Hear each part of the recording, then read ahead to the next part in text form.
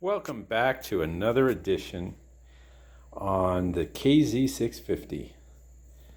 So I'm not going to go into too much detail of what we've done already, but here's what I've got. I am onto the body work. So there are the pieces.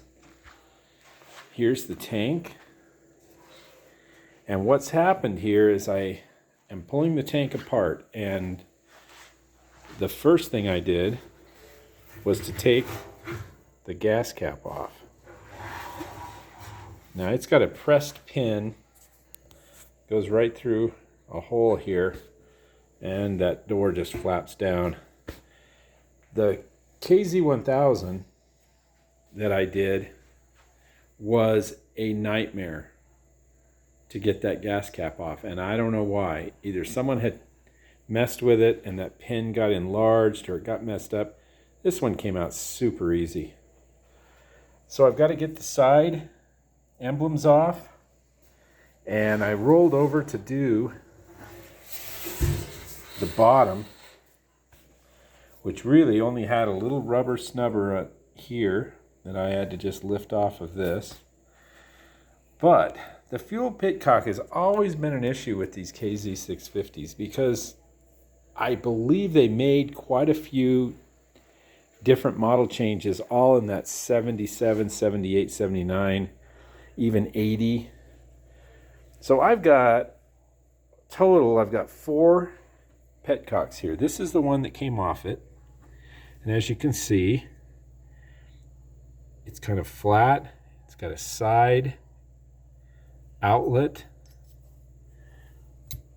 and it's got a plastic separator here for your diaphragm.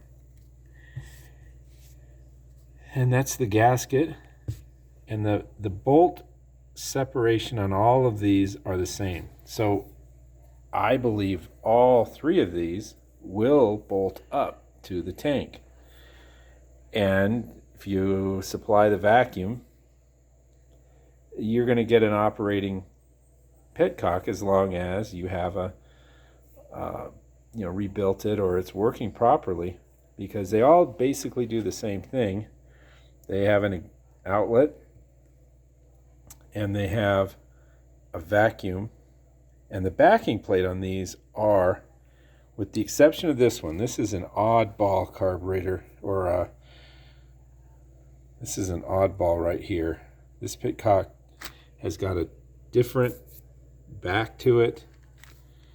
It's just totally different. So I'm not even going to mess with that, because it's not in the same family, but these are. They all have the separator, little plastic separator, and they all have this little groove here, which it took me a long time to figure out with all 3 of these, because this one was actually in backwards, and I don't even know, this thing couldn't have worked at all, besides the fact that the rubber just fell apart when I pulled it apart, and this was glued almost on inside. But it's got all the parts, and this little round tube has fallen into the screen there, so you have to actually pull that out and put it back in. That's for the reserve. So actually it's for the on position, and then the reserve is the lower. So this was looking promising, but I noticed it had a whole different style of vacuum rubber. I guess that's what you'd call it. It's a rubber diaphragm, and it's a different sort of seat here, where this one, which came off it, which doesn't mean a thing, has kind of a flat seat and totally different innards. So this is not really in the same family, even though if you look at the backing plate,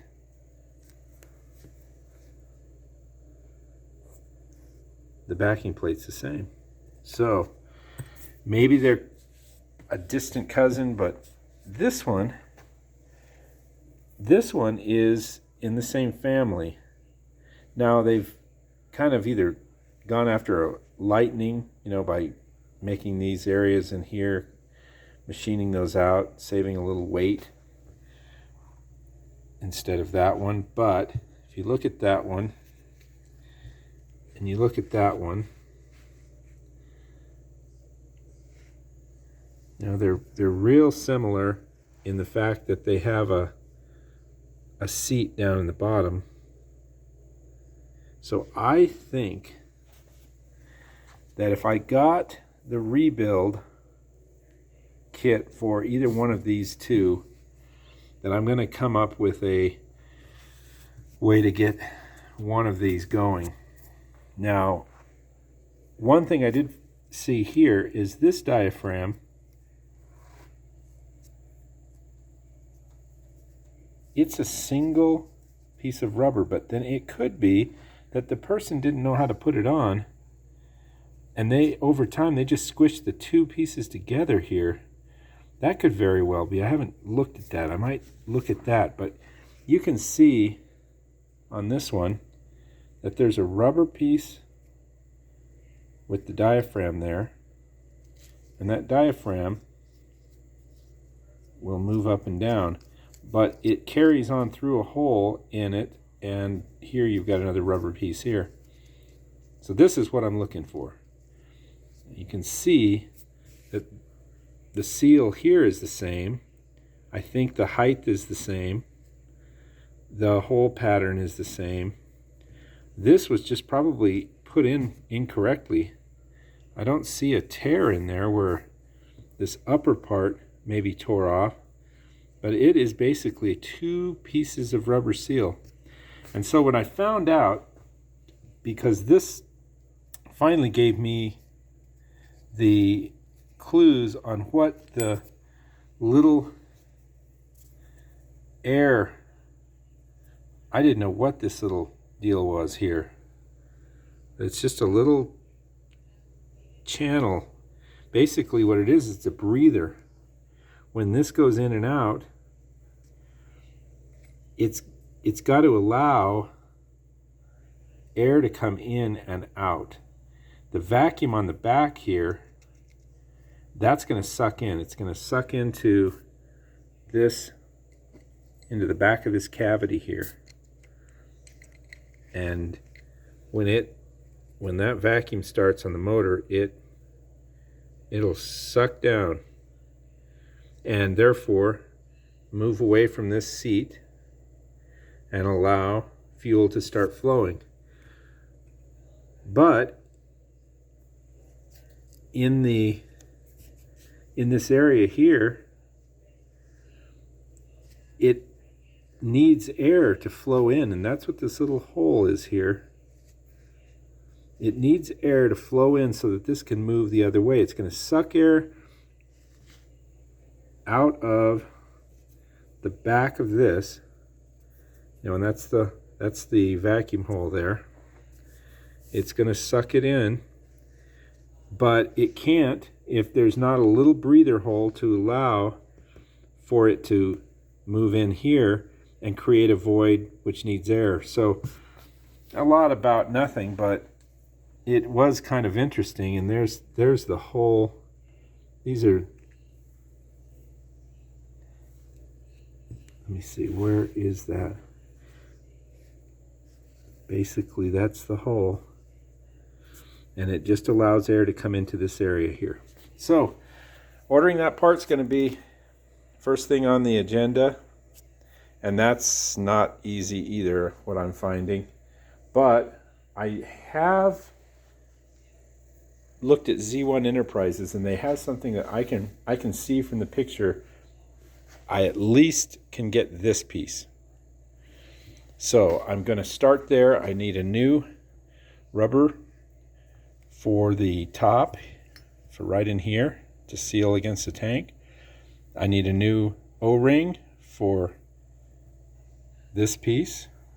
That O-ring needs to be new, and then the little valve rubber piece there. So it's really not a whole lot of pieces to it, and I've got enough petcocks to pull it all together, I think. All right, so all of the pitcocks are all put away, and we're on to the stripes. And as I was looking at the stripes, I noticed some rust bubbles. And if you look at this tank inside, see if I can show it to you. Look at that tank. It looks nice. I mean, that's as nice as I've seen on any of these that I've done. And let's see if I can get down in the bottom there.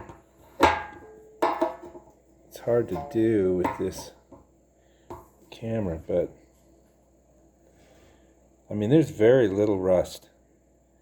And I looked all inside and on the bottom corners down here, you know, where they like to bubble up, and I don't feel any bubbles.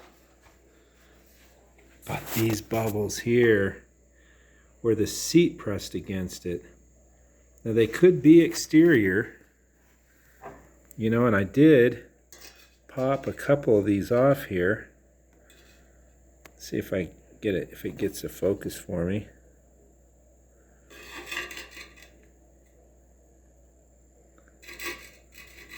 There we go. I think right here I popped this one off, and it's in there pretty darn good. So I thought this is the one I'm not going to have to seal the tank, but it looks like I'm going to. And I just happen to have 2 boxes of Caswell, so I'm going to seal this tank before I paint it. So I'll get onto that. And then the next step is to order these stripes so that they're here when I'm ready to paint. And where I went, and where I've gone a lot too, is called Diablo Cycles. Let's see if I can show it. It doesn't really show Diablo Cycles. So anyhow, it's $100 for the stripe kit, and that goes here and here, and they say you have to join them here, but that's nothing. I've done them where they've completely come around, and you have to join all 3 stripes, all 4 stripes together. You can see that clear is almost non-existent anymore, and that's plastic right underneath my nail there. So a little setback with that, but we'll get these parts coming, and in the meantime I'll have it sealed and painted maybe before the stripes get here. Well, I can't paint it. I'll have to wait, but I can do the emblems, I can redo the emblems, and seal the inside of the tank. So let's get to sealing the inside. So the first thing to do is clean the tank, and I've got it really clean. That way I can see any pinholes or any leaks. But I'm telling you that I have learned from doing probably 12 or 13 tanks easy from start to finish, paint, everything, body work, lining it, whatever, that it's at best 50%, no matter how good the tank looks, if it'll hold. And it may hold for a week. I've had one just all of a sudden start seeping out, and it wasn't in an area that I thought was going to be an issue. It started leaking out. Of course, it's always on the bottom, but I had one start leaking out right around here. Just had a beautiful paint. I had beautiful paint on it, and I could just see the bubble and the yellow color from the fuel. So I'm just going to go ahead and line almost every tank I do. So the first thing is to clean it, get all the dirt off it so that we can start sanding it after we get it lined. And then the next step will be to make a block off here, because I've got to put lacquer thinner and sheetrock screws inside. The sheetrock screws, you shake it and agitate it with the lacquer thinner, and it gets most of it. You don't have to get crazy. I mean, you can't get in there and clean. So you do what you can, shake it up real good with lacquer thinner, rinse it out, and then I use a heat gun and blow out the lacquer thinner to dry it out, and then line it. So I'm going to make a cover for this. All right, I made a backing plate. It's right on there.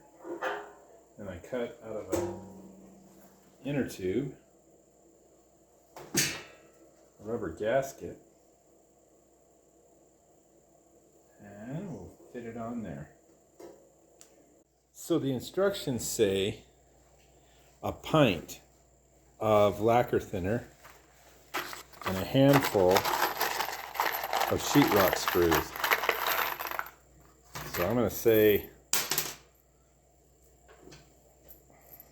yeah, maybe a few.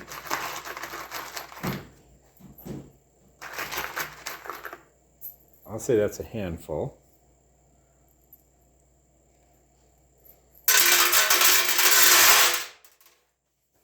And how do I know this is a pint? And it said about a pint. Okay. So I went to the internet. And is that a cool diagram? It says a gallon is 4 quarts. Each quart has 2 pints.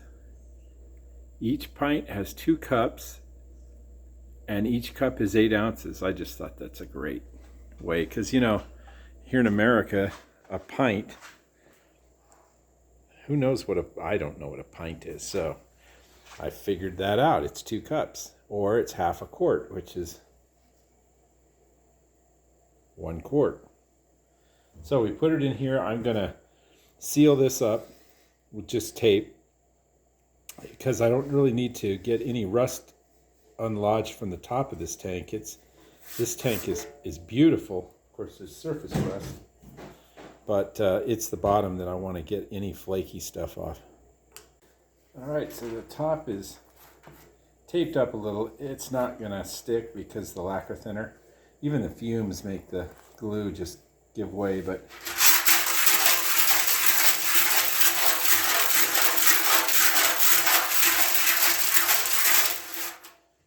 giving it a shaking.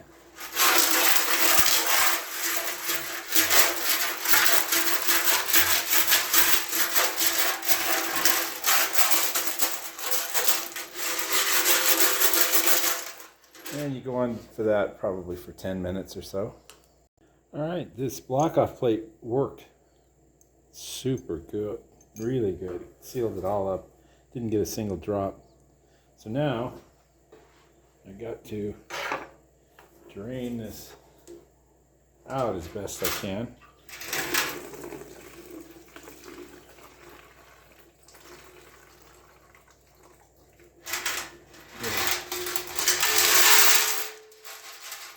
Get it all over in this corner here. See if I can.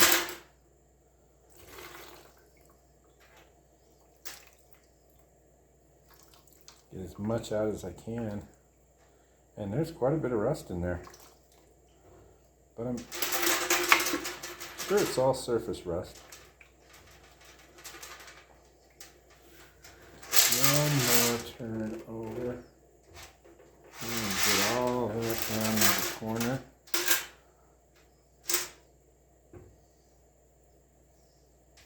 And that's about all I'm going to be able to get out of it. But you can see,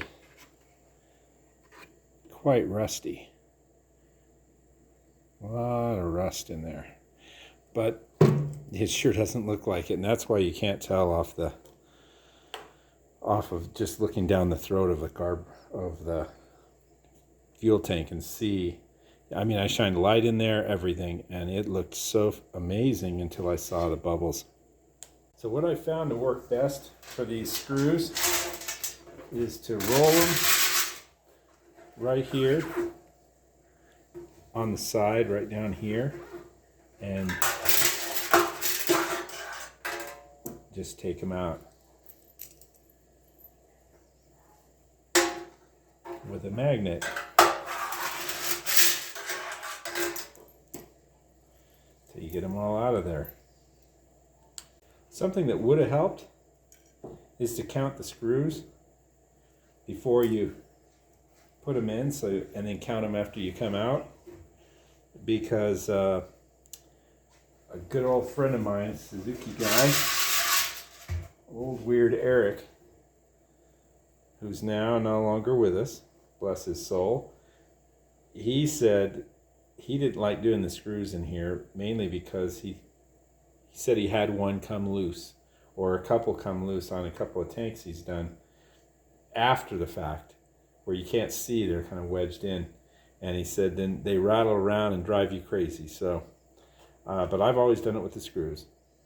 But it would be good to count them and make sure darn sure you get every one of them out. I'm going to aid the drying time. I'm going to put my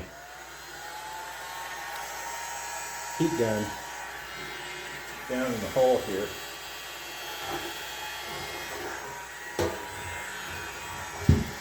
And I've got it on the cool setting.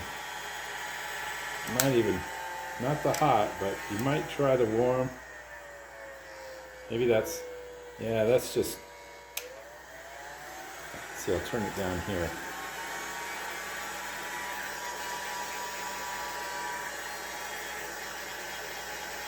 I don't want it to blow up.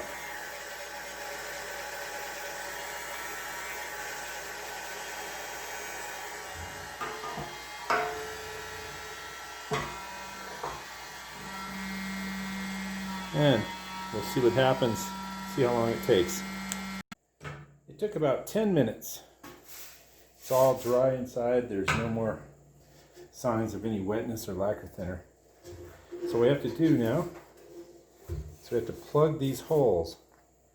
And I'm using plumber's putty. We're going to stick it in the threaded end here. Hopefully get it down enough. You can always cut those threads back.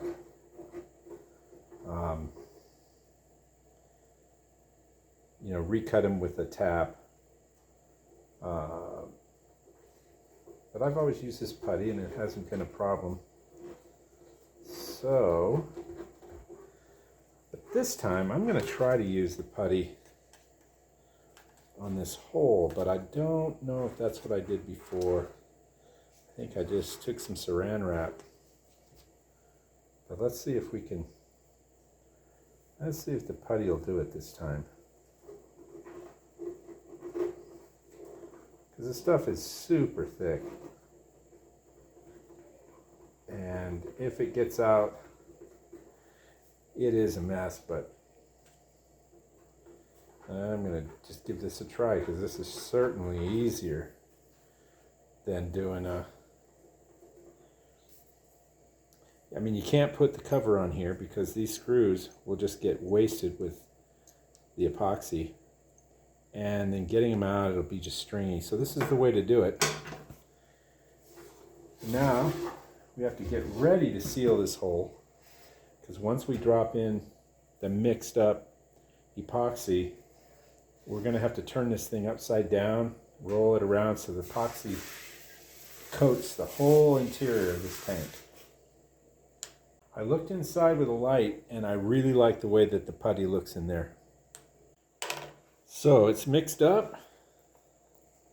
And that's what it looks like. It's clear epoxy. They make colors, and I've thought about it. Maybe I'll order some when I get there.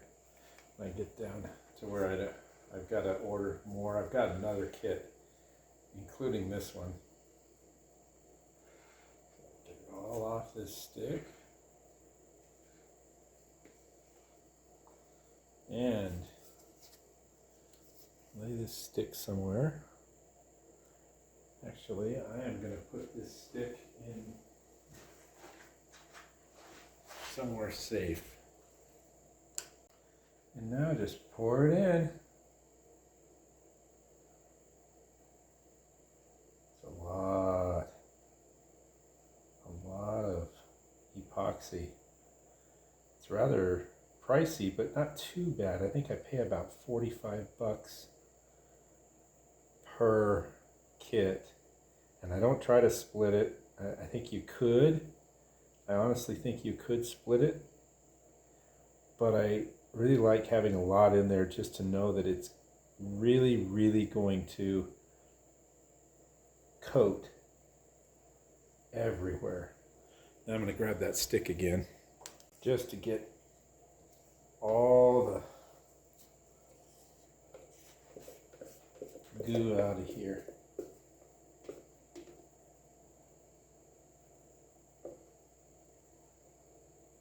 Now I put a little bit of lacquer thinner in because it's only 70 in this garage. It's winter. It's only 70 degrees, and I don't want to have an issue. Now I'm going to just hold this because I'm going to start by getting it all moved around, and I'm probably going to end up taking it off anyway and looking with the flashlight. So basically what you're going to do is you're just going to roll it around, get it all over everything inside. And really, this is my problem area right there. So that's what I'm going to do, is I'm going to focus on that back end there. I know I've got a lot of epoxy rolling around right now because it's just got poured in. Get it all on that bubbled area first. You do have some working time, I think you've got about 20 minutes. Had to take my glove off there to get the camera to work, but what I'm doing is I was just holding the saran wrap on there, and a whole bunch got on here, a whole bunch of glue, but it comes right off. We're going to be, sanding the hell out of this anyway, so I just like to leave this ring unsealed because this is where your rubber is going to seal the tank. I've actually had epoxy up here, especially on a cap that goes in the hole. It makes the hole smaller and it just creates a lot of problems. So I've learned to just keep that clean. It doesn't really matter. I'm going to get a flashlight, show you in here. See if I can get this camera to go real close.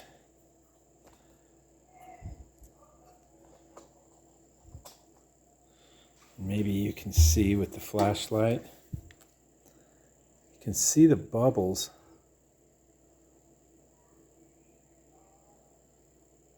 You can actually see the epoxy running down to the nose of the tank there. I can see it, and I'm not sure if you can, way down below.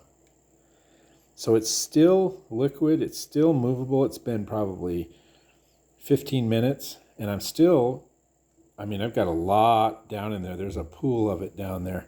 So what I'm going to do is I'm going to roll it around, keep rolling it around again. Try and get every part of the surface covered, upside down, right side up. And then I'm going to turn it upside down over the garbage can and get most of that out of there. And it still leaves a lot in there, so you probably are going to lose a little capacity in the tank, but nothing to speak of. So now I got it turned upside down to try and get all the excess, which there's a lot. But it's really only coming out in little drips. So what I'm going to do is I'm going to open up this hole right here, not the threaded holes, but I'm going to open up the major hole here, and I'm going to drain it out of there. I got to get a lot of this out. There's a lot. You can still see when you're turning it, you can still see a lot flowing. And I know I've got it completely coated inside, but I just think that your chances of it peeling up are probably better if there's a big, thick, half-inch glob in one corner or something. So I'm going to take care of that right now. So now I have that hole. I'm resealing the threaded holes. And then I'm going to wipe this drip off right now before I have an issue. Just lacquer thinner and paper towel. There, you got a lot of it on there, so. No one's going to see this, but I want it to look as good as possible. I want it to look brand new. So,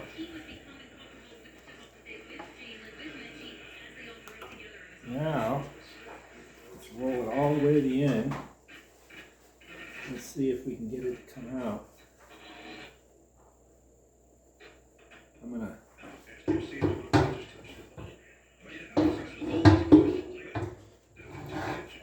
lean it up here.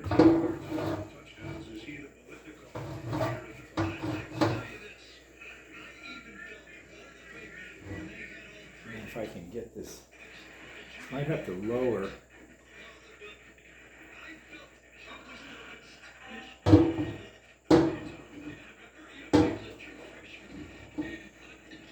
I'm going to lower this. All right, I lowered the lip, and I believe, yeah, I'm leaking. See all that? It's really coming out good now. Push this a little closer.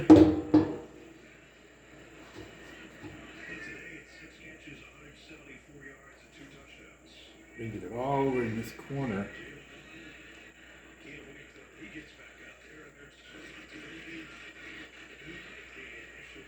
That should start coming out of there pretty good now.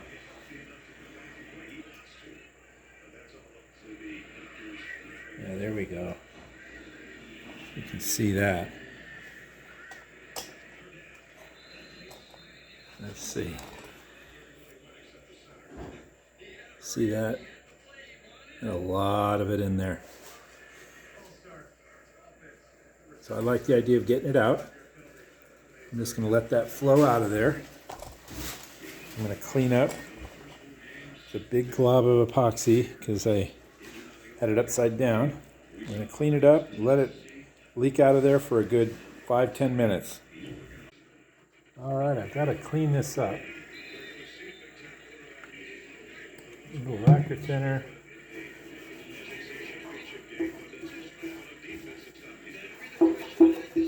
There's quite a bit around here.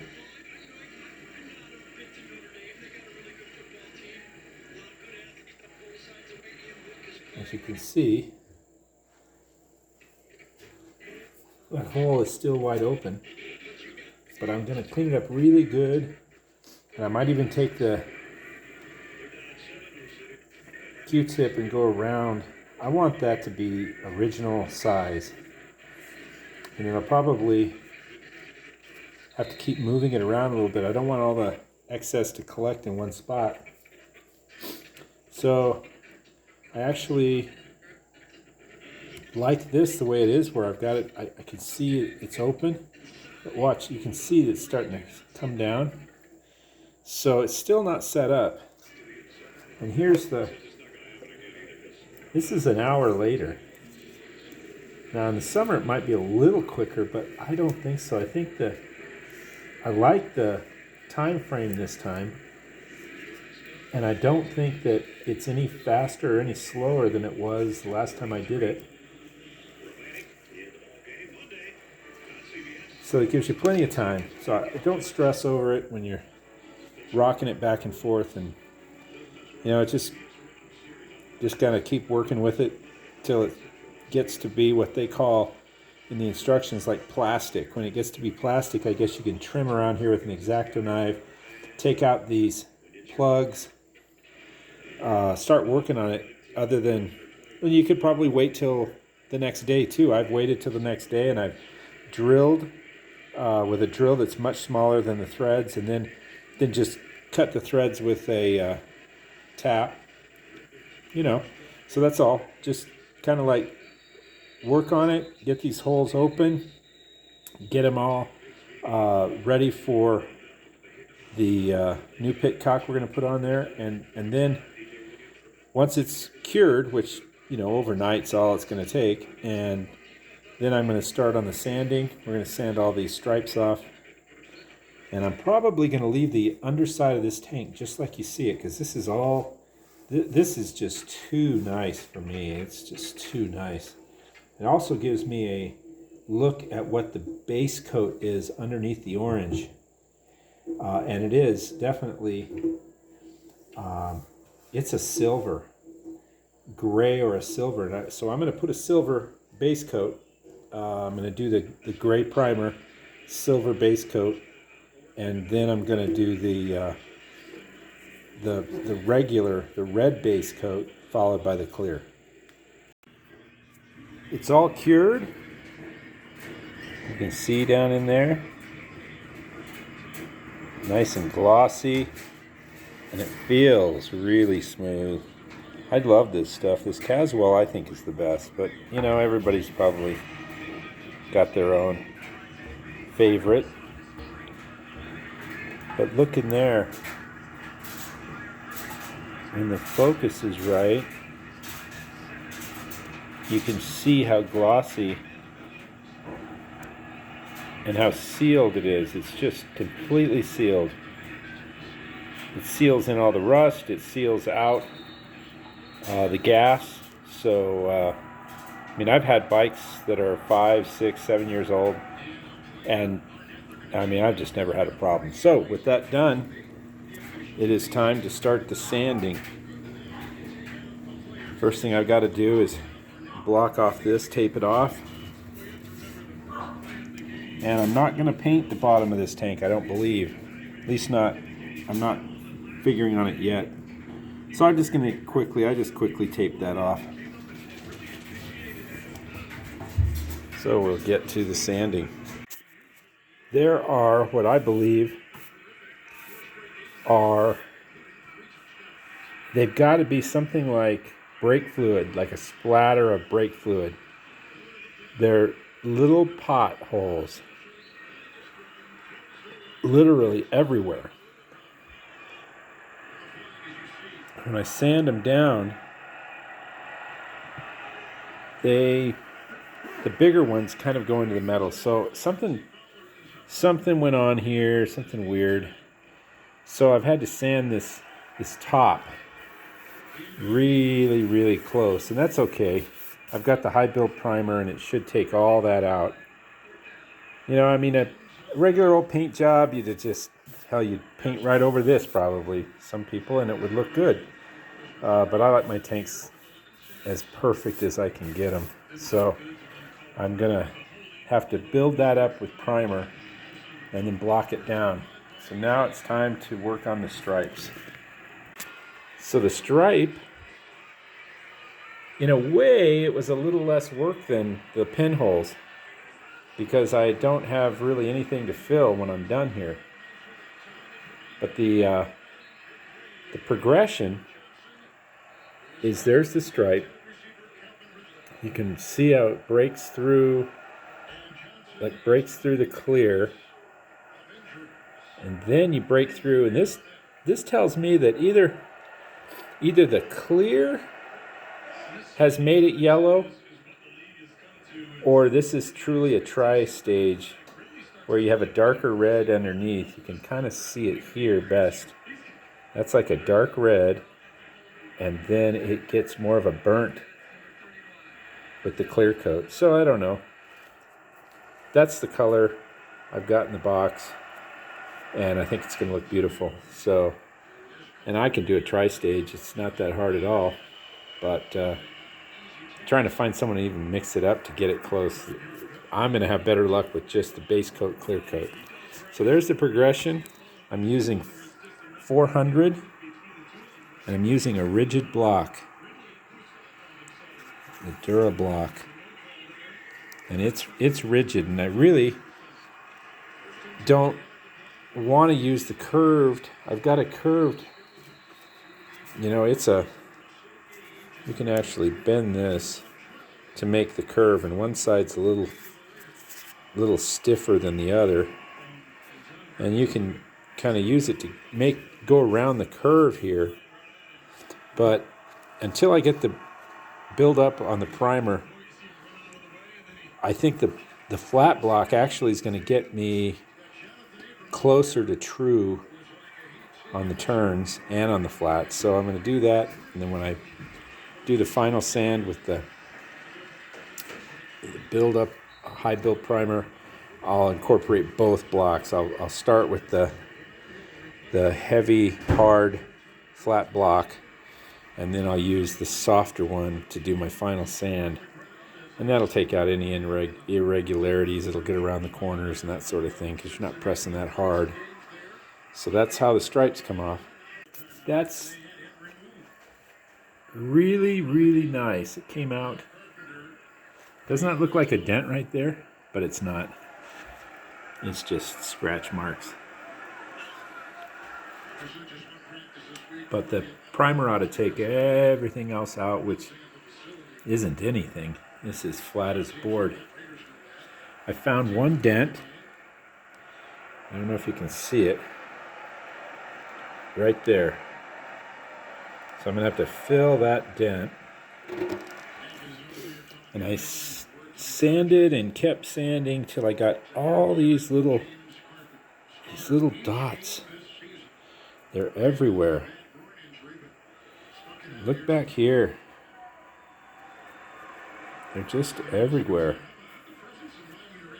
And I've got a lot of faith that the primer will get all of those little imperfections, everything so far other than that dent.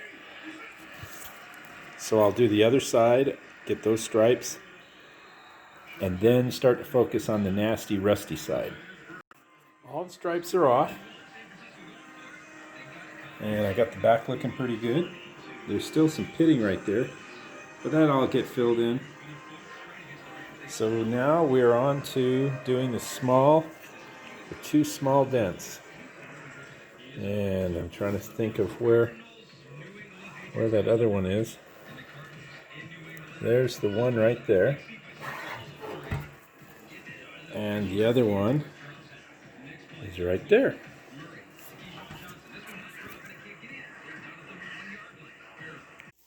I'm getting the stripe off here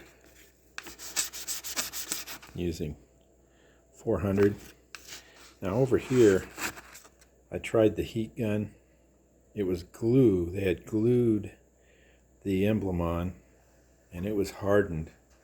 So I ended up taking the moto tool and the sandpaper, and I just ran it across here. It's the only way I could get it off. And I feathered it out. I've got this all sanded. This one was real straight. Got this sanded. I've got the stripes off it. And next step is to get our first coat of primer. Alright, we're down here in the paint booth. We've got these all wiped down with the Grow Super Clean is what I call it. I think it says on there. Automotive refinishing products. Anyway, it's the HET 1705, which is Grow Super Clean. So everything's wiped down. No dust. Ready for primer.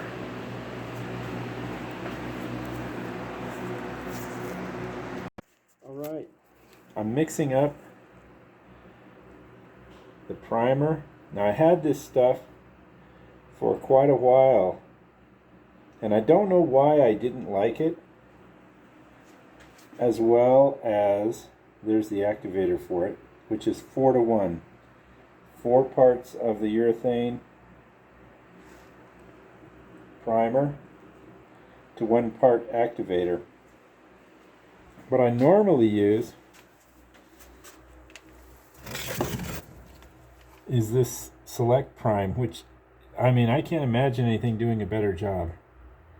It builds up, you know, it builds up thick and it sands really nice. So I've got plenty of that if this doesn't work out, but I'm going to give it a try. There's the cup. I'm going to give it a try.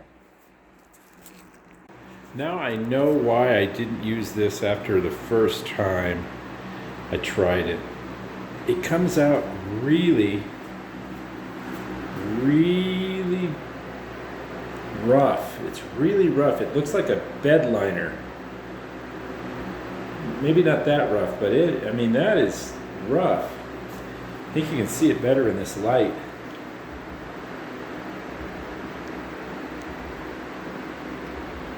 So I'm going to give it a try.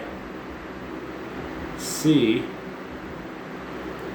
Who knows, it might be the best thing since sliced bread, but my neighbor really liked it. He said it built up really good and sanded really good, so we'll just have to see. Now I threw some reducer into this last coat that I'm going to spray. I'm going to see if it comes out a little smoother. And last, the guide coat.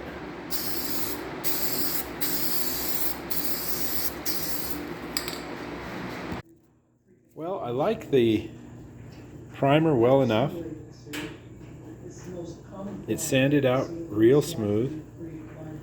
And, you know, it was lumpy. Well, you can see over here. You know, it takes a while, but I was able to lay it on thick. So, I don't know. I didn't mind it, so I'll use it up. It just seems a little too thick, so I'm going to try to reduce it next time. And here's a test I'm going to do. Let me see if I can wipe this off. So everything else, you know, you sand until all the little black spots are off. That needs a little more sanding. If that's a black spot there, so it just needs to be sanded till there's no black spots, like over here. But what I don't know is what would be acceptable. So what I'm doing here,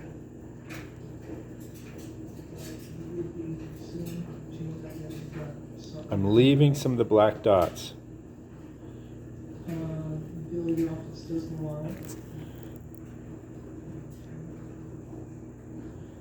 So that's what I'll be looking for after I painted it to see if that shows through. I'm going to also check and see about that. It's sanded down. There's a couple little black spots. And I don't want to go any further, any deeper. So we'll just see how that comes out after the paint's done. So there it is, ready for paint. The tank is sanding out pretty nice. You can see, like right here, that's showing a low spot. And that's a low spot, which I don't really care. The seat comes up to here. But I'll have to sand that out. And that's also low. But that's just the initial sanding. So if I keep blocking it, we'll get more of a definition of what that low spot kind of looks like, and if there's enough primer on here to actually sand it out.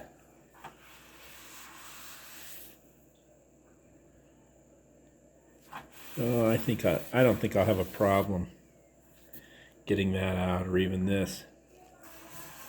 It's a little low, but a lot of this is factory. So by putting a real heavy coat of high build primer, I'm probably going to have a better than factory outcome. Now that it's sanded down a little further, you can see that's that low spot that I was talking about. The other low spot. And then a couple of low spots here. There's also a low spot there. And you can see I've kind of burnt through, so that's okay. It's all getting flat. That's the whole idea. These are a little high, and this is filled in. So I'm going to do as much as I can with this. It's a real rigid block. It doesn't bend. And so I'm going to do everything I can with it. Then I'll come back and I'll finish off a lot of the stuff by hand and with the smaller sponge, the more, the one that bends more.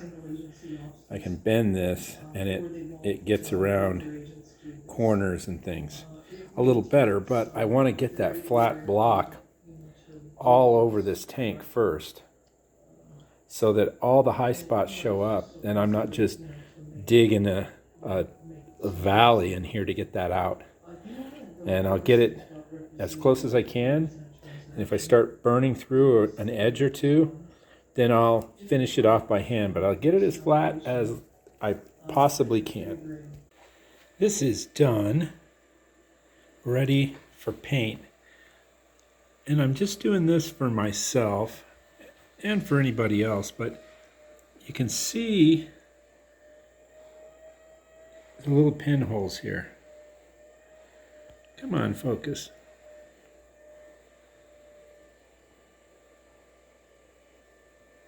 Yeah, it's not going to focus. That's probably better. Just little pinholes. Right here and here. And I don't have any others other than this little one right here. I barely see it. So I always try to experiment on, on being lazy and see just how much you can get away with. And I have this Suzuki that I pressed the limit and it did screw me. I don't know if you can see it in there. Kind of hard to see.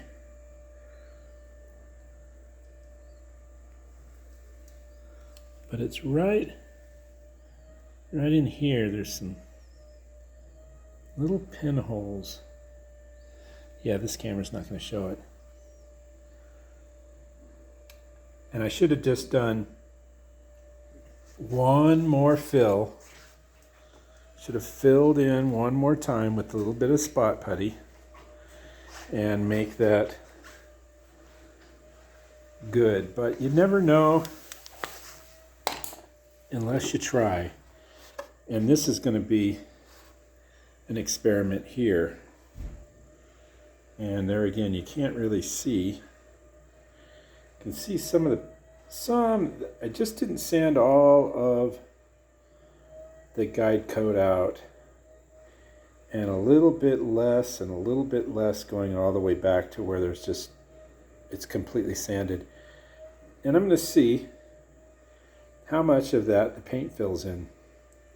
And by memorializing it here on this video, I'm going to be able to go back and look, and then look at the piece once it's painted. So I've got to redo the tank. So it's going to take one more coat. I don't like the idea of the metal showing and this big amount. I'd probably be okay with these little guys, and this little bit around there. But these are a little too big, and they're really in a high visibility area.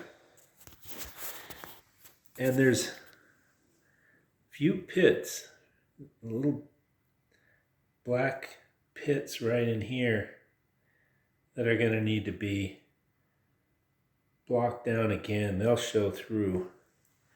but it won't be nearly as noticeable as that gold GS 1100. So all in all, that primer worked pretty damn well. I mean, it's as good as anything I've used. I'll probably either thin it out when I put it on here, the second coat. I'll probably thin it out and use it. Or I'll just go with the Nason Select. And because I know that goes on thinner, I really am not going to lay it on too thick. This thing's flat as a board. So I just need to cover. And then I'm going to use the wiggly block or even just my hand and sand off that coat. And I'm going to do a guide coat again, of course, which will make me sand every inch of it again, which that sucks, but that's the way it goes. The kit for the Pitcock came in. It's a nice looking kit, made in Taiwan. And I'm going to tear it open here in a second. I narrowed it down to the one that was actually in or on the tank, because there is one in this bag and that outlet was just kind of pressed in there and you could actually move it. I think I'd have to epoxy that in. So I didn't want to do that. And then this back plate is actually, I think, better because this brass nipple in here is in there nicely. So I might use that, but the outlet is in a different spot. Now I don't know if that's going to make any difference. I mean, if you see, you can see how this outlet is on the side, which I guess would, not really make a difference. You can run the tubing wherever you want, but so I'm just going to stick with this one, and I might swap out the back plate. So this needs to go into the carb tank overnight, and then we'll clean it up and rebuild it. They're both out of the dip. I'm going to just polish this up a little bit, but everything's nice and clean. And there's the other one. And I'm going to probably shy away from this one because I see a little JB Weld action here. And I may rebuild it. Take that JB Weld off if I can. But I might just put it together and see if it leaks too. So, on to the rebuild. So these two are different. The reserve is up on this one, and prime is over here. On is down. So they definitely are different inside. So I kept everything straight, and I put on the new rubber piece that goes underneath here, and I lubed this. I put the O-ring on it, and then I put a little bit of grease around it, and I know that it's going to make it spin easier, because sometimes these don't spin so easy. But it's one-handed here, even without it on the tank. So got to assemble the block. So I did notice something. I'll just push this out. See these little alignment pins? Well, on this one, they're squished.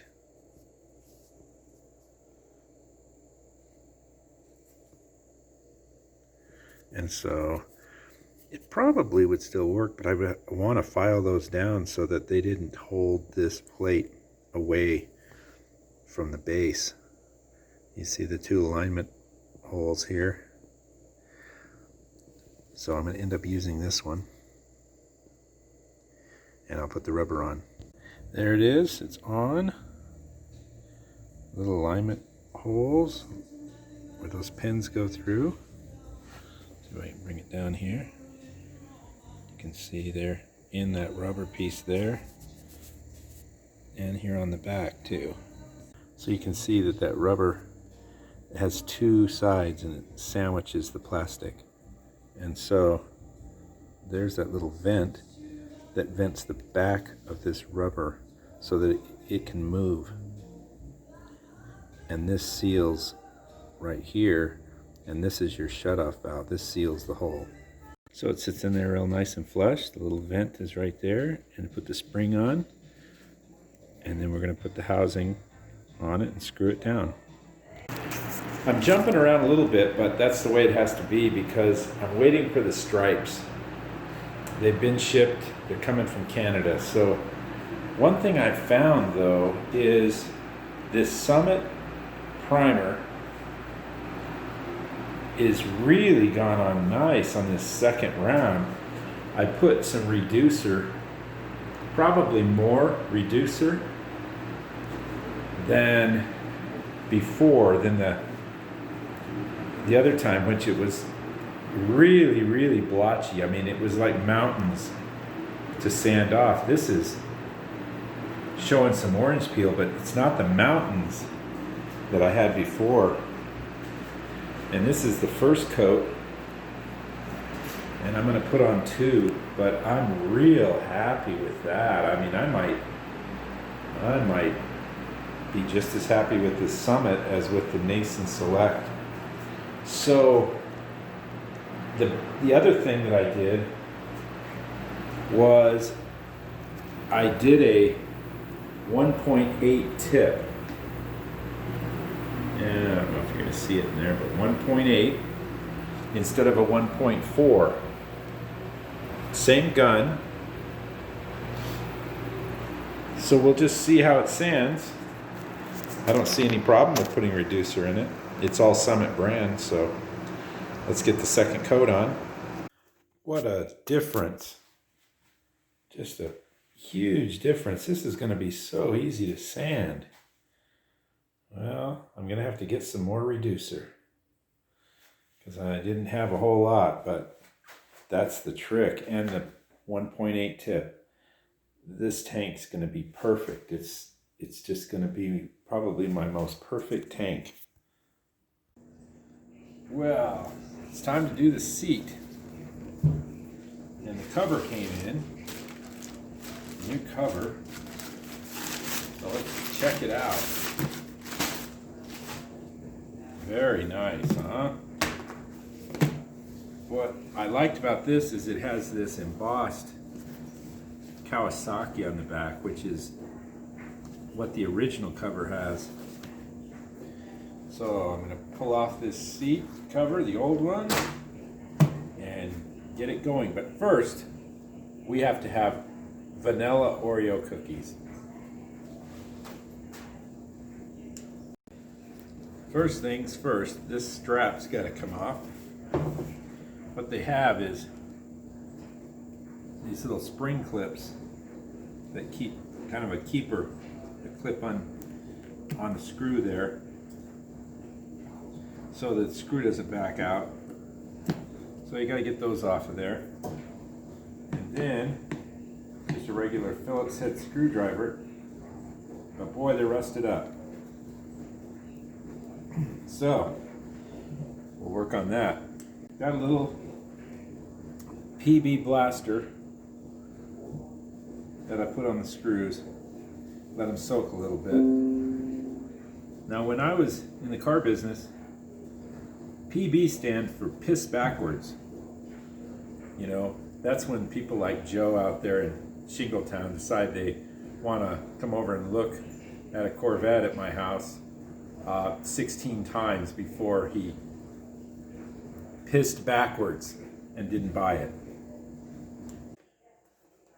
The screws were not coming out.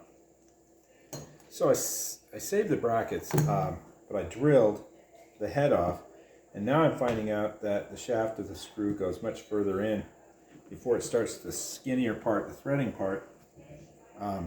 I might be able to get vice grips on this and break it loose Otherwise, I'm going to have to drill it down further into the seat here in order to be able to grab on this and back it out. I had to do a lot of work to get this out. First thing I did is drilled the head off. Then I started drilling down the shaft and decided that wasn't going to work. So I got an air grinder and I just kind of ground it down to where I could see the smaller part, the threaded part of the bolt there. And then I backed it out with a pair of vice grips. So I still got threads in here. I wasn't so lucky on this one. This one I just had to drill through. It wasn't coming out. I broke the head off of it here trying to get it out. So my choices are I could thread this, or I could just put a bolt through it and then put a nylock on the end of it. So I'm just going to have to figure that out later. But I did get some of this seat up. So let me get all of these little pinchers here, these little spikes. You kind of run it through the fabric when you're putting it on. And the little point just punctures the fabric and holds it. So I'll get all this off and see what the pan looks like. Let's get the hinges off.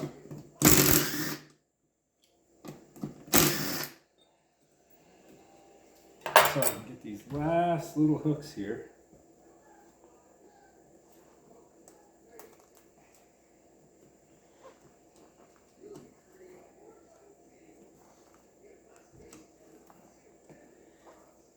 That should be all of them.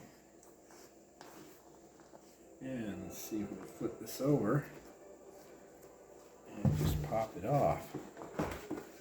There we go. The one thing I did notice, the pan is solid, but there is quite a bit of rust underneath this foam pad. But guess what? It'll make a fine seat. And if somebody wants to buy a brand new one, down the road they can. I got the stickers off. They're right here. They weren't very good, so I'm going to probably replace them. And then I used, these are real handy, and you can put whatever ends on them you want. But you can real quick take care of that rust. So I've got it kind of cleaned up. You know, this doesn't have to be perfect. It's just the underbelly of a seat. So we'll get this cleaned up and maybe primer over that metal a little bit and then give it some black. A little primer. Happy with it. I think it's going to look decent. Like I said, it's just a seat. I got to get the hinges and everything ready and I'll paint them all at once. A little sidebar here. If you've ever had trouble getting rid of your tires, you know, I'm just in an ecological way. Here's what I do, or have done. I can't say I do it. You cut the ring. You have to use a really sharp razor, but you can see, you cut the ring. So what I found to work best is one of these. You can just pull out the blade by pushing in the little yellow. It's a Stanley Home Depot special. So anyway, cut it around, and that's the hard ring. You can feel the metal inside. You want to be real careful, it'll get you. Fold them. Fold the thing in half and then in half again. bend it, and then I put it in a box of sorts, whatever it takes. They just look like bungee cords.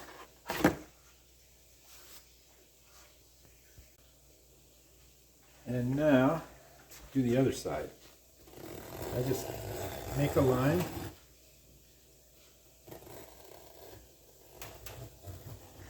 And about the third time it'll go through.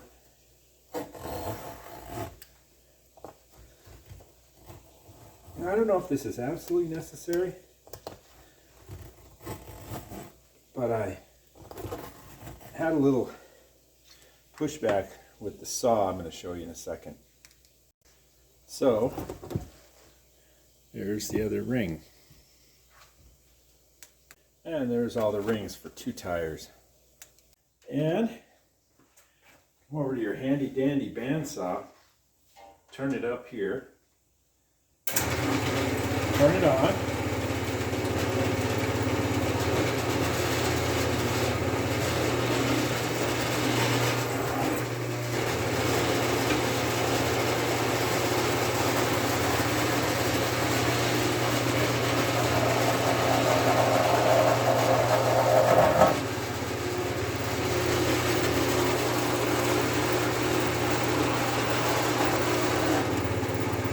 There you have it. And let's see. Just cut it in half here.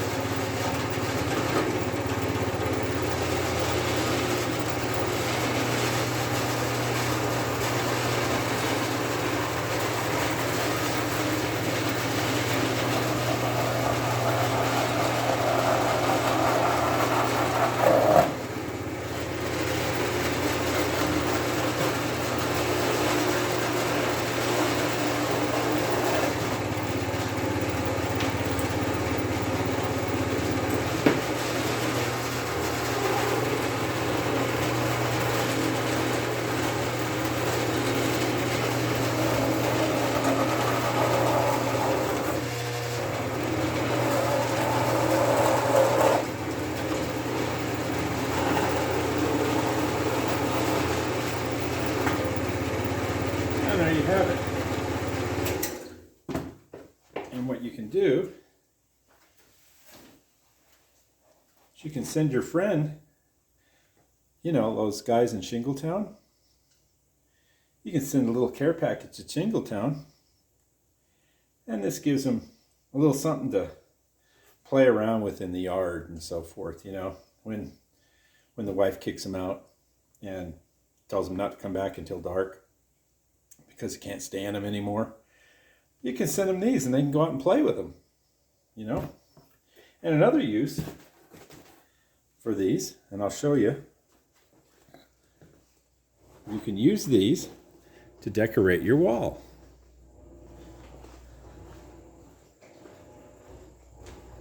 Right here.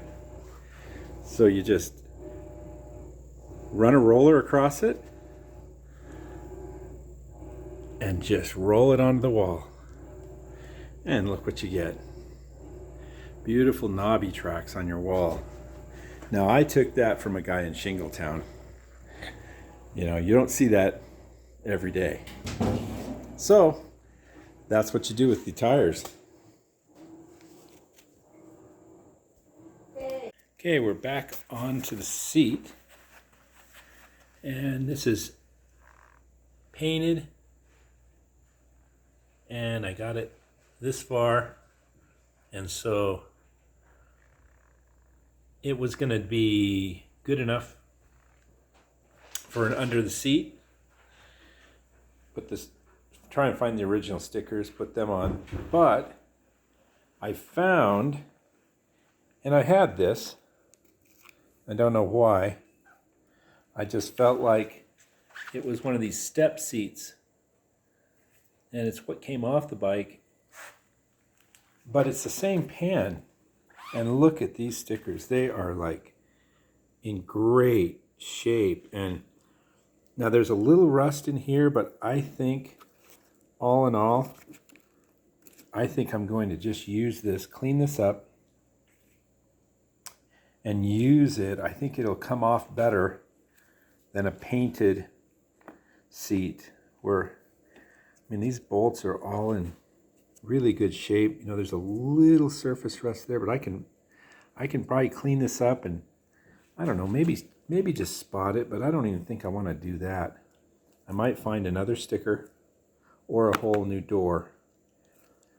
But it has all the rubber pieces, it has all the mounting pieces, the hinges. So the trick is going to be getting the foam off of this seat and putting it on this pan. And so that's the trick. That's what we've got to consider. And like I said before, we are kind of jumping around, but I wanted to show how really nice this is coming out. I haven't burnt through anywhere so far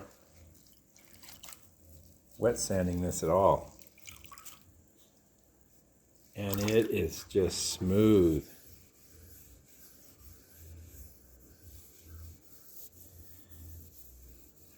And when you don't burn through, then the base coat goes on better because the colors are even. And so a thin coat has the same look all the way around. But if you burn through, there's a little bit underneath here, which doesn't really matter. This is under the tank. And I'm going to coat this with silver, but sometimes you have to just really lay some silver coats on to cover all the, maybe a black spot that comes through or something. So let's just see if I can get it all sanded completely gray, no burn throughs. On this last, or I don't know, what I've learned is on the final sanding, it's more important because the tank is flat. You know, it's the first sanding, unless there's something really glaring, you know, you're not going to see any, what you might think is a wave, especially in a tank that's all roundy round, show up on this second. Even though with the guide coat, you can see that that's a little high, that area is a little high, that area is a little high. But it's more important, and I use the bendable block on the final sanding, and I use the hard block as much as I can on the first sanding. So these last coats of primer, to me it's more important, you know, if I have to, if there's a ridge like this that's perhaps low, I know that most of this is going to sand out with the flexible block, but if it doesn't, I'll just get in there with hand sanding and I'll get it flat, I'll get it gray, because if I burn through on these high spots, I think that's worse than maybe if you just catch it in the right light, maybe there's a little bit of a low spot, but it's smooth and shiny, you'll never see it. So the final sand is all about getting it to be one color of gray, unless you just pick up something that's just, you know, that you just missed, then, you know, you're kind of screwed. Because you're going to have to sand it down, flatten it down, and then you're going to have to re-primer that area. But it's not the end of the world. So let's continue on sanding this out. Is there such a thing as a perfect tank? Well, I'm usually not talking about what I do here much, other than what I do, but this could be my best tank ever. This thing's so flat and so straight. When it gets painted, unless I mess up on the paint, it is just glass. And what I'm going to do here, maybe you can see what it might look like with a shine to it, but what I'm going to do here is what I've done before. I'm going to take the sandpaper. So I've left a couple little dots, little that trace or the guide coat. There's still a little bit here and there. One here, some little dots here. But what I'm going to do now is I'm going to concentrate on sanding sideways. And by putting the lines in that way, it helps with runs. If you go up and down, the runs run quite easily. But if you go sideways, you can almost see how much slower and how the run is holding itself if it does get a run. So just something I've always done. So I'm gonna just start focusing on sanding this way and getting all the little bits. The last thing I want to do is burn through, so I left a few areas, and I'll probably do this all by hand, maybe a little bit with this block, but there's no reason to block it now. It's flat as a board. So we'll just do the sideways sand on it. Okay, that's about it. There it is. This is ready for paint.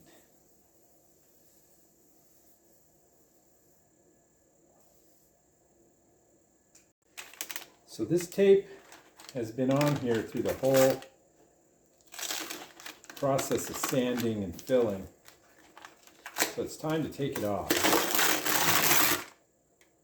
It's going to expose the orange underneath. And I'm okay with that, because now anything that gets overspray on it is going to be the orange or the clear. So this just keeps me from having to paint the underside of the tank, because it won't be gray. It'll be, the orange.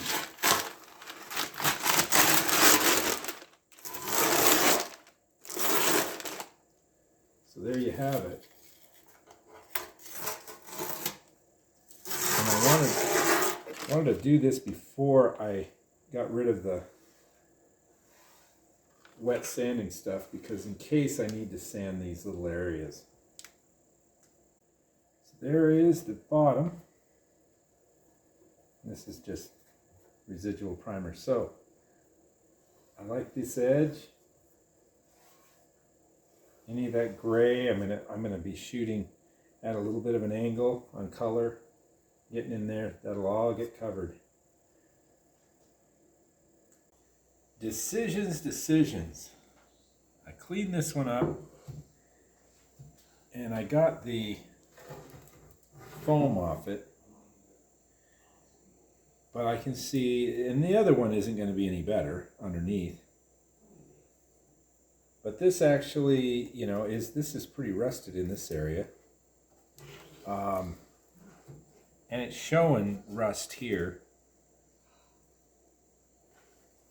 Down in here, all this will be covered with the seat cover. And then I take a look at the one that's painted.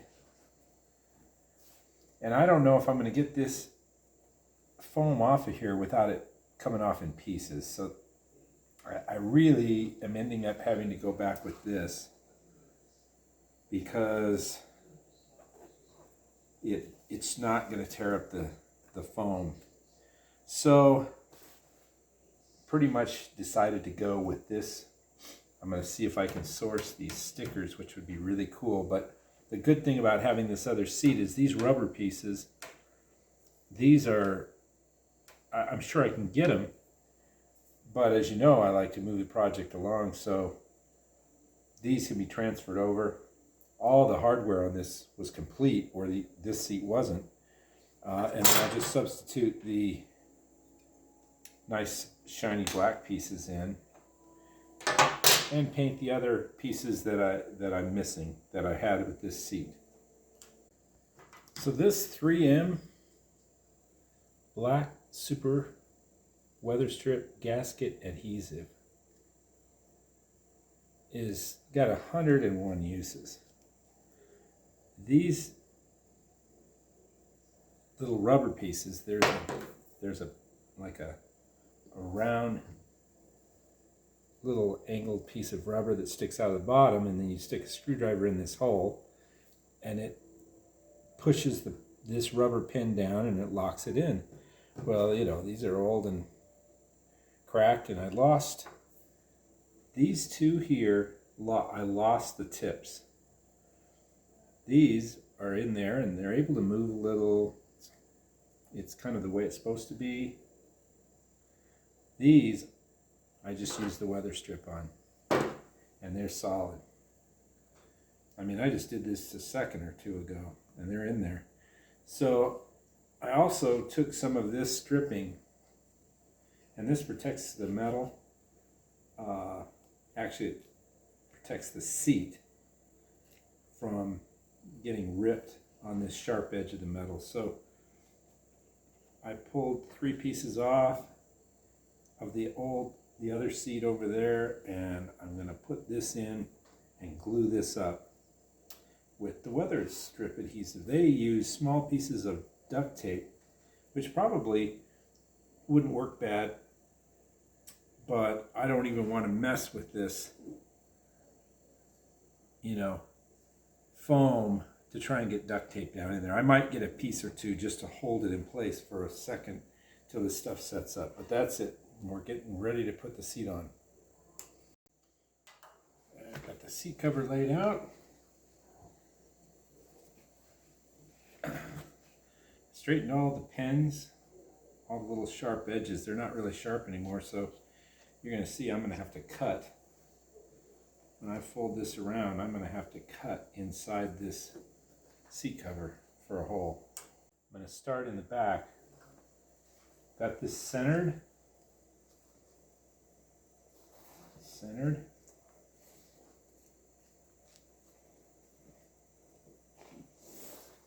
And so that ought to give me a pretty good center right here. And like I said, that one went through. Good.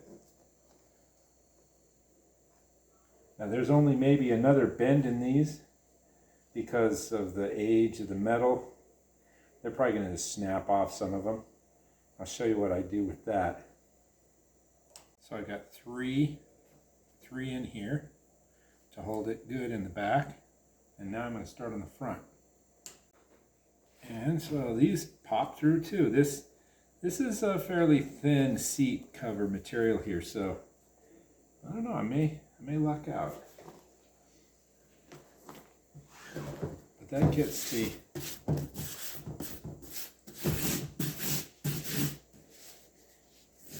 that's where you want to start. And then you start to bring the sides in. Before you know it, this thing is tight and looking good. I'm going to put a towel down. I don't like the dirt on that. And I got this side. What I'm trying to do is get this line pretty much to line up on here. So I've got to bring this one. See, that just broke off in my hand. Bring it around tight.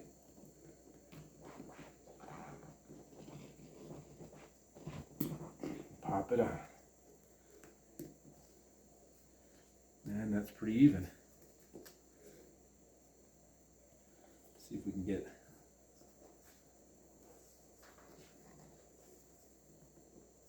a couple here. What I want to make sure you can see the indentation where the center strap goes. I want to make sure I don't have any creases, or I want it tight. And if the little pins don't let me do it, I've got another way. I've got this side pretty much on. Another one popped off in my hand. As you can see, it's starting to shape. So I've got to work these two corners and then work this around. So I'll kind of take this whole area here and just massage it, and then I'll work. This is going to be the hardest, this front. It's got a more complex curve. So what I do is take this and roll it. You can see, if you roll it, you're going to get a lot more out of it. Now some people put a plastic bag over the foam. There we go. And that, if you had a plastic bag, which is a great idea, but of course I want it done yesterday. But right before you put this cover on, you sheet this with a plastic bag, and it allows this cover to slide more easily and stretch easier. But I've done enough of them, I know. You know, that's perfect. So we'll do the corners. You can see that looks better than that.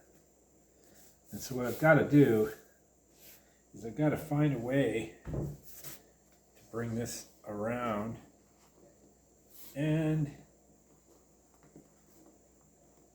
get it to stretch out kind of like that.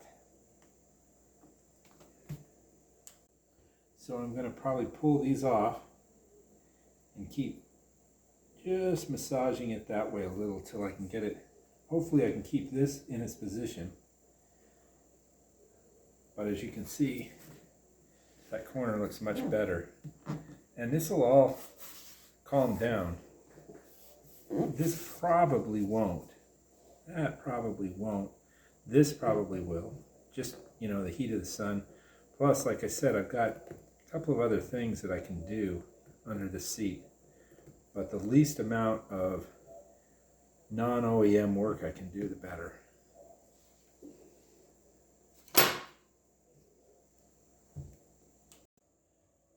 All right, so here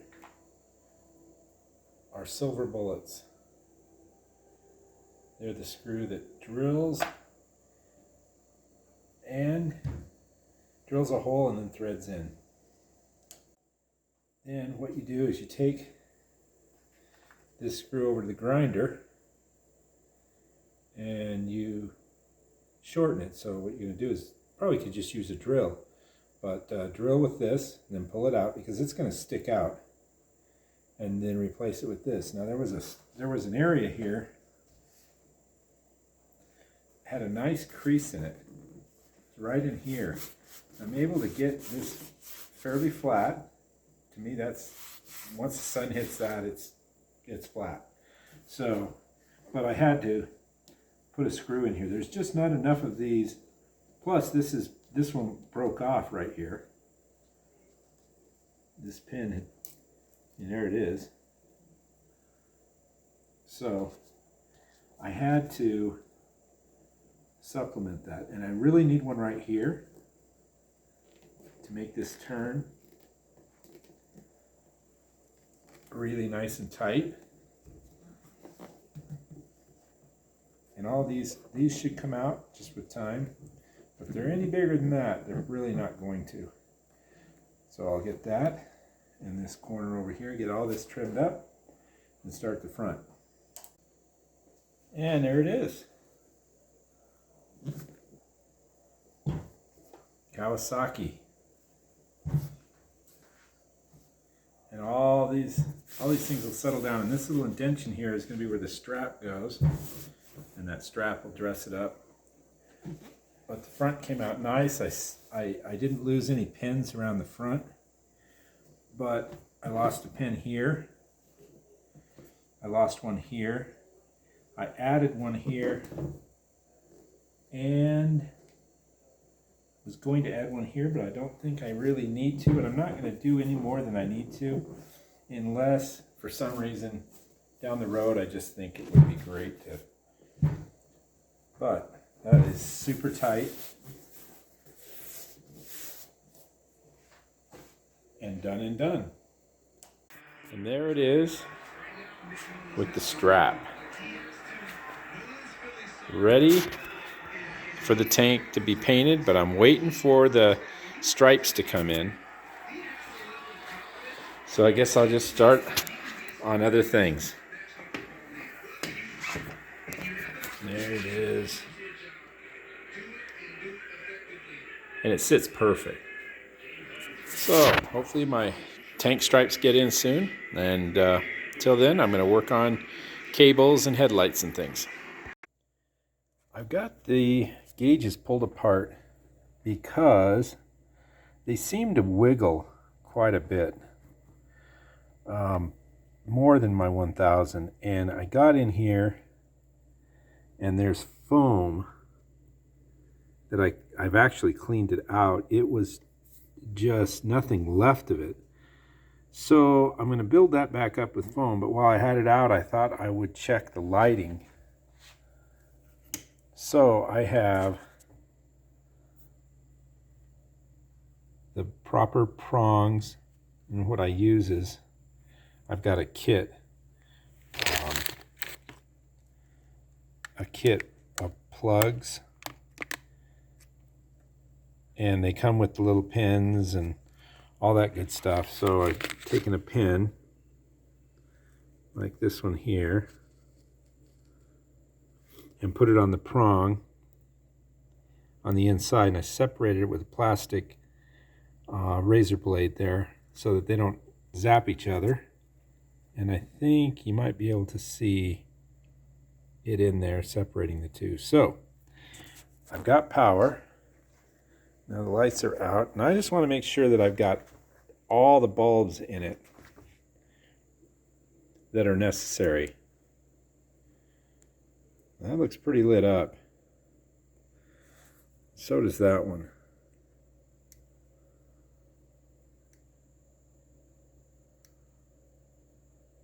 So I think all the bulbs are good in here. And I'll put it back together. And I scavenged a back. And I soaked it in some dressing to get it to come back to life. The ones online were like $25 to $45, and they were all faded out. So I had a parts bike back in the back, and I just pulled it off of there. Get these back together. So I found a little roll of foam that's got one sticky side, and this is probably 10 years old, but it's really nice and soft. So I just ran around the back where the old foam was. Well, it looks like I do have two bulbs out. It looks okay, but if you look a little closer, the bottom light very bright and the top is dull, where the top is bright and the bottom is dull. Now it would work, but no. We're gonna get those fixed. And once I got it out, I have a selection of bulbs, and I have one or two of these. So I'm going to have to reorder some. And I did bench test it, and that one's dead. And this one is good, so put it in. With the bulb replaced, yeah, quite a difference. So I'll replace the lower bulb in the left hand and test the other neutral light, oil pressure, and everything that runs down the middle. Make sure those bulbs are all good. Happy day is here. The stripes. The stripe kit is here. Right lower stripe. Where are the tail? Oh, that's the tail. There's the tail. Get back and show you. That's the tail. And this must be, there must be 4 here. Yeah, it looks like 4 in there. definitely more than 2. So they're here. Now I can get on with painting the tank. Every paint job seems to be different. I'm not going to hang anything this time. I'd had to figure out a way that I can get the base coat on this, and then I'm going to just have to either screw down through these holes into some wood, somehow to secure this, to put the striping on. Because if you just, I might be able to just get it on there like that. And then these are typically right here, no problem. And the tank on the tank stand. So the first coat is silver. The first coat is on. And I'm going to put it on really light because it's thin, it's super thin. And I might just not even try to cover up all the discolored areas. I think the base coat might do a better job. The second coat of silver covered a lot better. There's still areas that you can kind of see through the silver, and I'm not going to risk another coat. I may, the more I look at it, I may. But that would be 3 coats on here. I don't know. It looks good, and I know that red is going to be, that's going to cover, that red's going to cover. So I'm just going with 2. I like to keep it as thin and less chances of shit getting in the paint. And there is the first coat of the burnt red.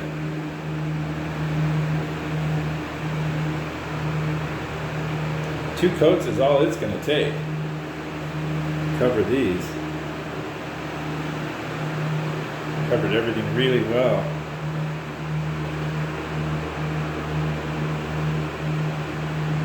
So we'll let this dry and get the second coat on.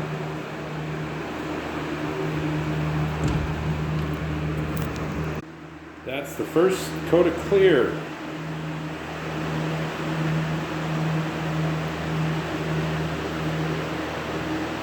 How are they looking, huh? I think looks good. Looks like I really think it's close to the color it's supposed to be. So, get the other coat of clear on. Alright, I did 3 coats. And I did that just because I had it mixed up. So I don't think I had any runs. I'm looking. A couple little dust particles, nothing big. Beautiful, shiny, deep. In this light you can't pick up the metallic. I think that's going to have to be outside. We'll see. You can see. Yeah, there's a little something right there. And I probably shouldn't even be in here. But, you know, I don't like to rub them out. I don't like to rub out or color sand because I think I can get it close enough. I mean, I can live with a few little specks that would certainly come out with a color sand. I mean, it would be just flat as a board, but the color sand takes a little of the shine off it. The shine that you get with a good final clear coat that's kind of a heavy coat, you just don't get that back after you sand it on it. So we'll let these dry and we'll work on something else. I've got all the parts. These are the aluminum fuel rails that go between the 2 carburetors and that's where the fuel comes in. And you can see these just rotate. They're dry. You put fuel to that and they'll leak out here, all over here. So these are the new aftermarket with a double O-ring. I put those in. And these pieces here seem to always, they're just corroded and they're old and they're dried up plastic. So they don't really hang in there. I've got a new set here. They're a plastic shim. And then I've got Mikuni VM 77 through 79. All new rubbers. And I've got the float bowl gaskets. And then jetting, I've got jets. So let's tear this apart and get these carburetors cleaned up. I'm going to dip them in the carburetor bath. First thing I do is I mark with just a sharp point. I number each carburetor. So it's 1, 2, 3, and 4. And now, I've had these boxes for a while, but I number them so all the parts for each carburetor goes in its own box. Next, pull off the spring and the screw here. We're going to take this choke off. To do that, you just pull these 4 screws. See these? You loosen these screws, and that allows the shaft to be able to pull it out. So I'm going to get these screws a little further out. You can see that one's out, and slowly but surely, kind of gummy, it's been in there a long time. This shaft will come out. There we go. 2 more. That one.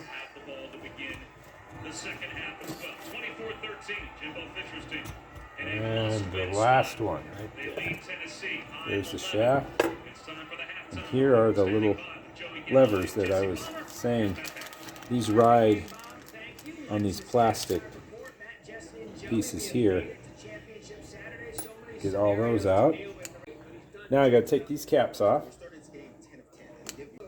And these, the outside two, are polished from the factory. I don't know if you can see how these are dull. These are a little shiny. I mean, they're really dull. They're all dull. But I always go back to factory, just clean these up, and then polish these up. And that makes it look factory for someone who knows what they're doing. And so your caps come off, and then we're going to have to take these set nuts here off. Pull this rubber seal, and this shaft will slide out. And then we'll be able to take slides out. And we're getting close to where we can break the carburetors apart from this bracket. I got the caps off, and then I got the screws. These screws come out of here, here, here, and here. Don't forget, there's one in the throttle arm here that needs to come out. So, you pull off the rubber. That's an end cap here. We're going to have to take this off also. And this is the actual retainer that holds this shaft in place. Got to take this spring off right here. And that'll take some of the tension off. This shaft's about ready to come out. You can see it better here. See, that shaft will move, but the spring tension's holding it up. I'm going to spray a little WD-40 on it just to get it a little smoother. You can see it's moving. There we go. Push it through.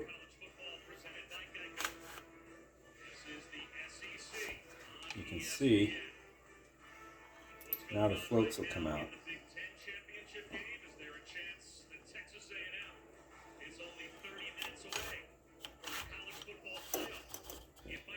And there it is. And we'll get the floats out. And this.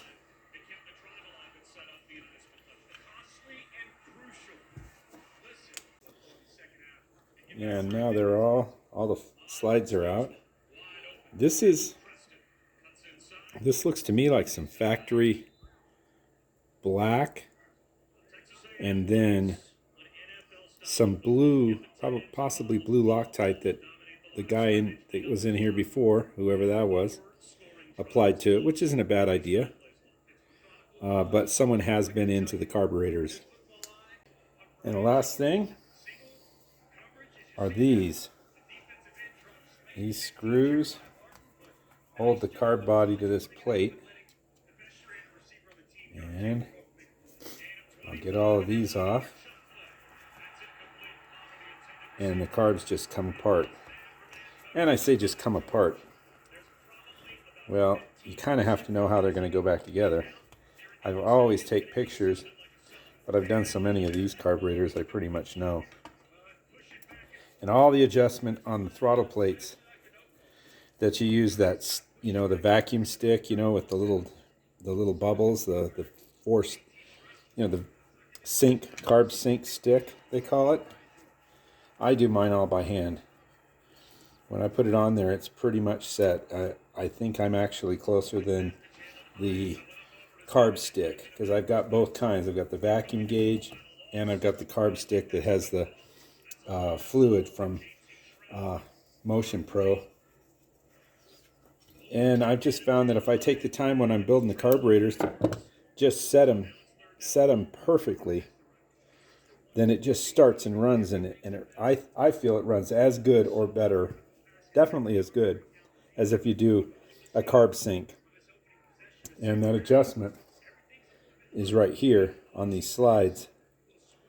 So I'll do that on the bench. I think it's a little easier also. But if you're not pulling the carburetors, then you've got to use the stick. So these carbs now are ready to come apart. Here's the plate. And then you can see how these fuel rails right here, here, and here, see how that just came apart?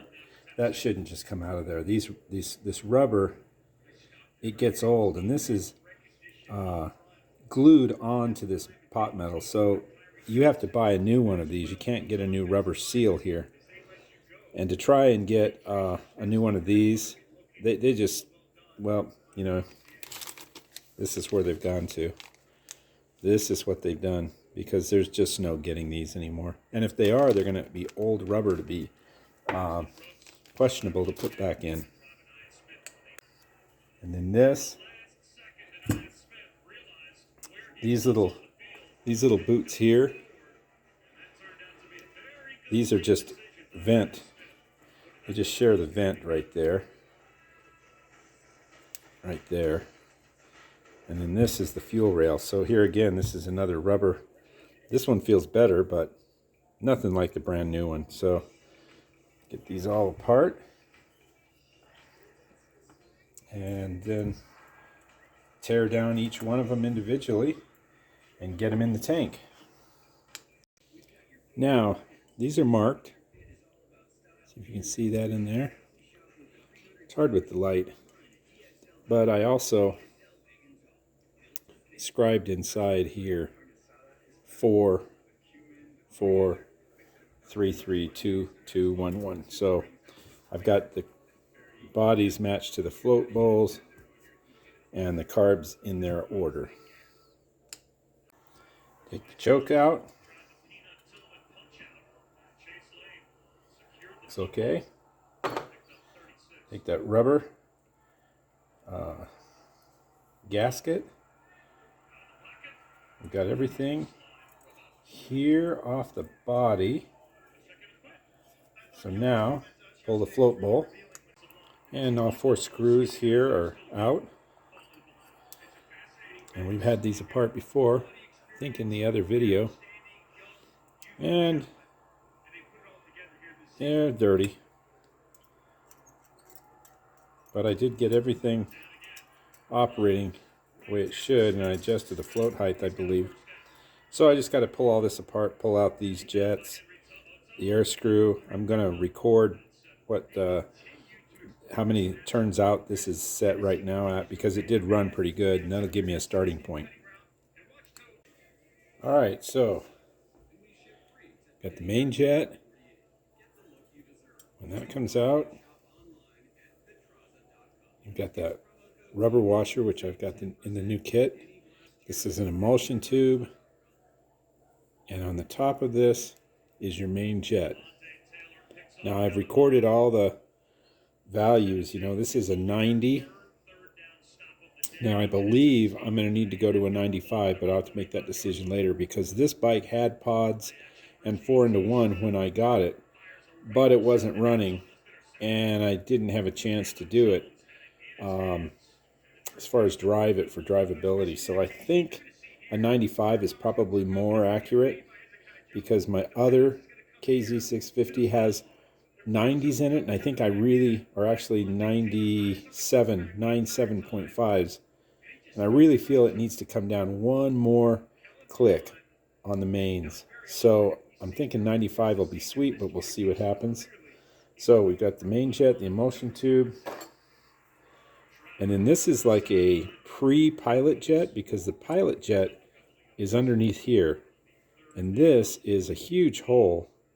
Well, it's 50. It's called a 50. And the pilot jet is a 15. And that's correct. So I wrote all those numbers down, and I'll show you that. And so now here's the air fuel mixture screw for tuning in these. And I remember pulling these out earlier in the videos. I think they're good. And this is the float, and it's a little sticky. And they need some TLC. Something tells me that they're not going to seal the way they are now. I've got a way of cleaning those up. So everything's pretty much out of this carb body. Somewhat, I'll go over it one more time. There might be a jet in here in one of these holes. There is no secondary air screw, so this is ready to dip. I know I've got inside here, I've got a little rubber O-ring and a silver washer that I got to get out. For that, I've made a special tool. So this is the special tool. All it is a paper clip that I really put a nice sharp bend on. And what you do is you just go down in and you hook that spring, washer, whatever is in the air screw area. And there are 2 different kinds. And so this I thought had your spring, and then typically there's a little washer and then a little rubber O-ring. Well, this style has the O-ring up in here, and that seals it. So I found that out, and I verified it, because I can't tell you how valuable these microfishes are that you can find on your, Partzilla or Rocky Mountain. And you can see right in there, I'll zoom in on it, you can see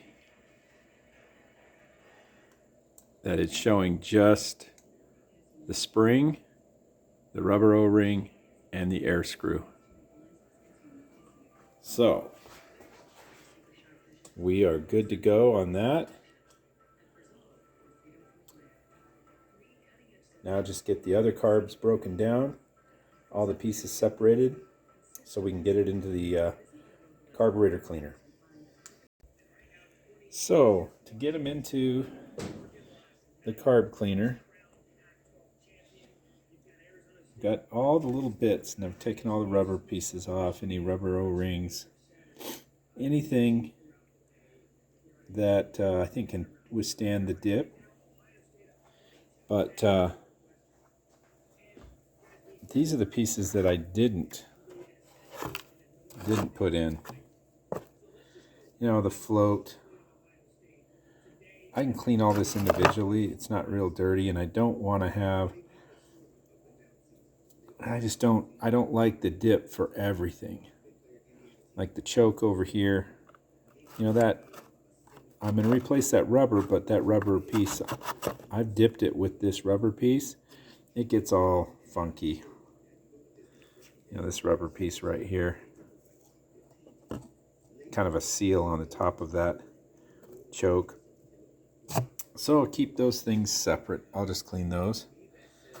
Now I did take and clean up the face of the float here, the float bowl. They were tough to get off, the gaskets. And what I used is a tool that I've had. Where is that? Right here.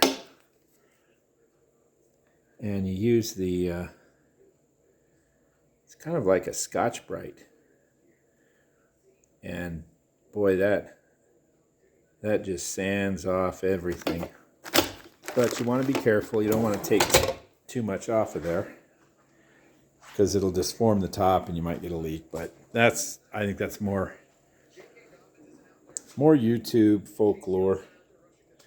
You know, if you're careful and you're not taking anything off. There's a nice thick gasket. So I need to take the parts basket full of the stuff, put it into the dip,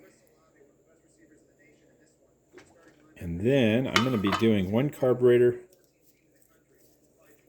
for one can. Now I've been able in the past to put two bodies and two bodies, two float bowls in here, and then all the bits and pieces in there. But I really don't want to mess up the pieces from each carburetor. So I am going to do two, let them sit overnight, pull them out, and then I'm going to do the other two, unless I change my mind. But we'll get them into the dip. Cleaning this chrome is not difficult. Just use a little triple-aught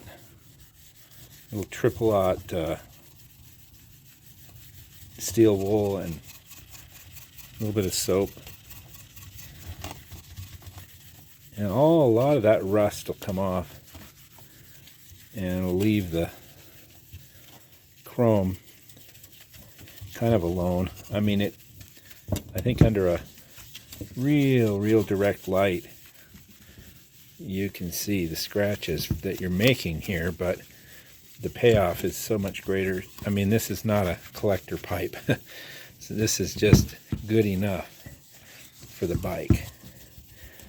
And this one's drying. I got a lot of the chrome back. And so this is the side that you're going to see. And it really looks a lot better than it did before I started with the steel wool. And then I'm going to polish it. So the seals in here were just smashed in there, and they were really difficult to get out.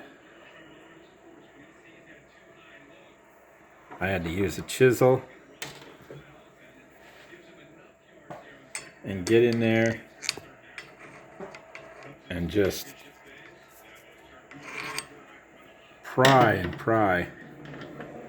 But I got all 4 of them out, so now I've got a little of the gum remover and some Q-tips, and I'm just going to clean up in there and then get ready for that exhaust to go on.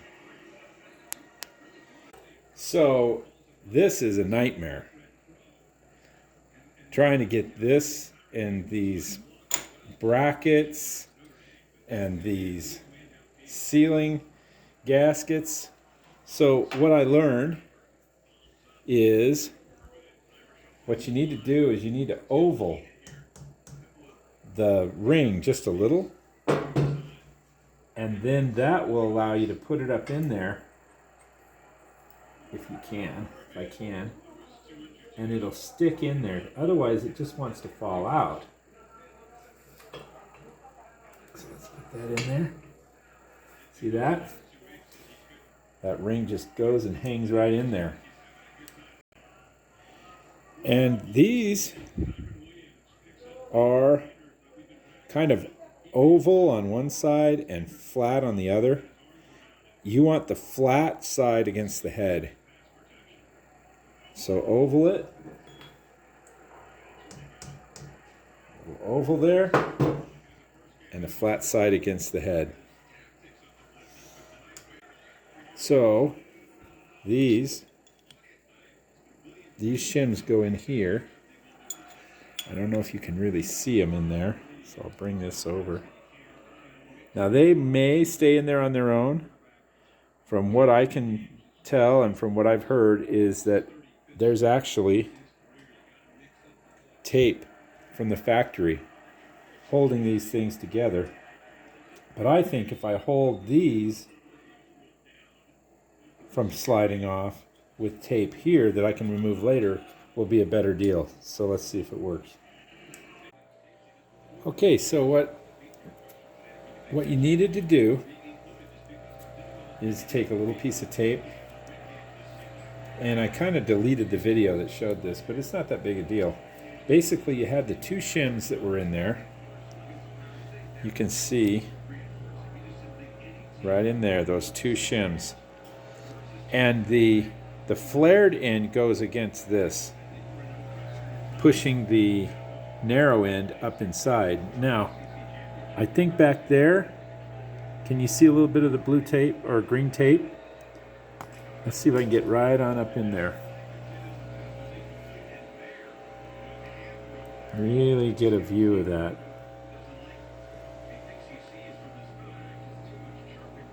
You see how I taped? It's just a little piece of tape, and you can see that the gap is on the top, so both sides are kind of draped over either side of the pipe, and this is obviously back, it's not threaded up yet, but what it does is it just holds these 2 shims from wanting to fall off, and then you slowly push this up until you get a thread or 2, and then you just start real slowly doing a little at a time and get all of the nuts started, and then take it up. And then what I'm going to do now, I took it up and I'm going to loosen all of them up. I'm going to wiggle the pipe a little bit more, and then I'm going to take it up a little bit more even, and then I'll take it a little bit tighter. I'll take these nuts to a little bit more torque. I know there's a torque. I'll find that torque, and that torque will be sufficient to crush those copper washers, and then I'm all in. And it worked out well, but definitely I needed to tape these shims. This tape helped. I'm going to be able to get this off. I've got it off of the other pipes, and like I said, you can see the tape in there. So the tape stays, it just burns off rather quickly. And so ovaling those, the 2 tricks is ovaling the copper washers so they'll hang in there without having to put grease or anything like that on them, and then taping just a small piece of tape, no bigger than that, over the top of the 2 shims so that they just drape and lay on top of this exhaust pipe. And then you don't need help or anything, just one guy can do it. The carburetors are starting to come out of the dip, and I've cleaned everything, even these jets. I don't know, let's see if we can get you to see what I'm seeing.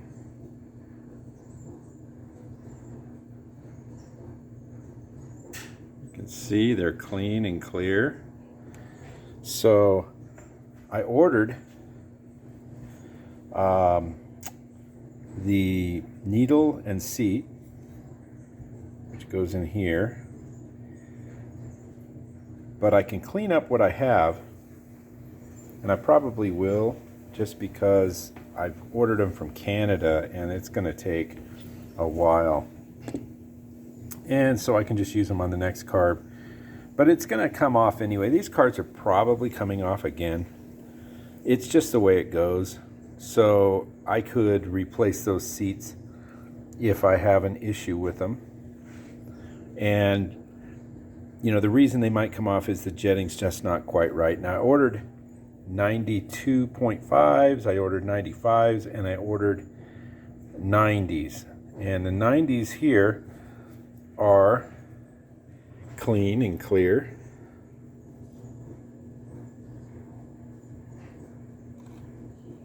You can see there's no obstruction in there. So I'm going to go ahead and put these back together. They're coming out really nice and clean. Sprayed carb cleaner through them, even though I dipped them through all the little channels and then blew them out. So I feel relatively strong that these will go in without an issue and then just come out for jetting. So if there's any issues with the needles, I'll deal with it then, and I'll have the parts in stock. So I'm waiting for the last two carburetors that are in the dip to come out, and that'll be another day. You'll want to pay close attention on this part of the video. So what I thought I'd share with you is the O-ring kit that I got for this VM carburetor. And they don't do a great job of advertising. I'm sure there's a very thin market, but cycleorings.com is where I get these, and they're labeled A, B, C, and then I've gone and labeled E and F for what they go to, and then there they are. So we've got every O-ring we really need here, and this is a great kit. I use it all the time, and I use them for the VM carburetors, and that's what this is. Let me show you here. Here's your VM series O-ring kit, and then I also have BS carburetors, and I'll show you those. They're labeled a little differently.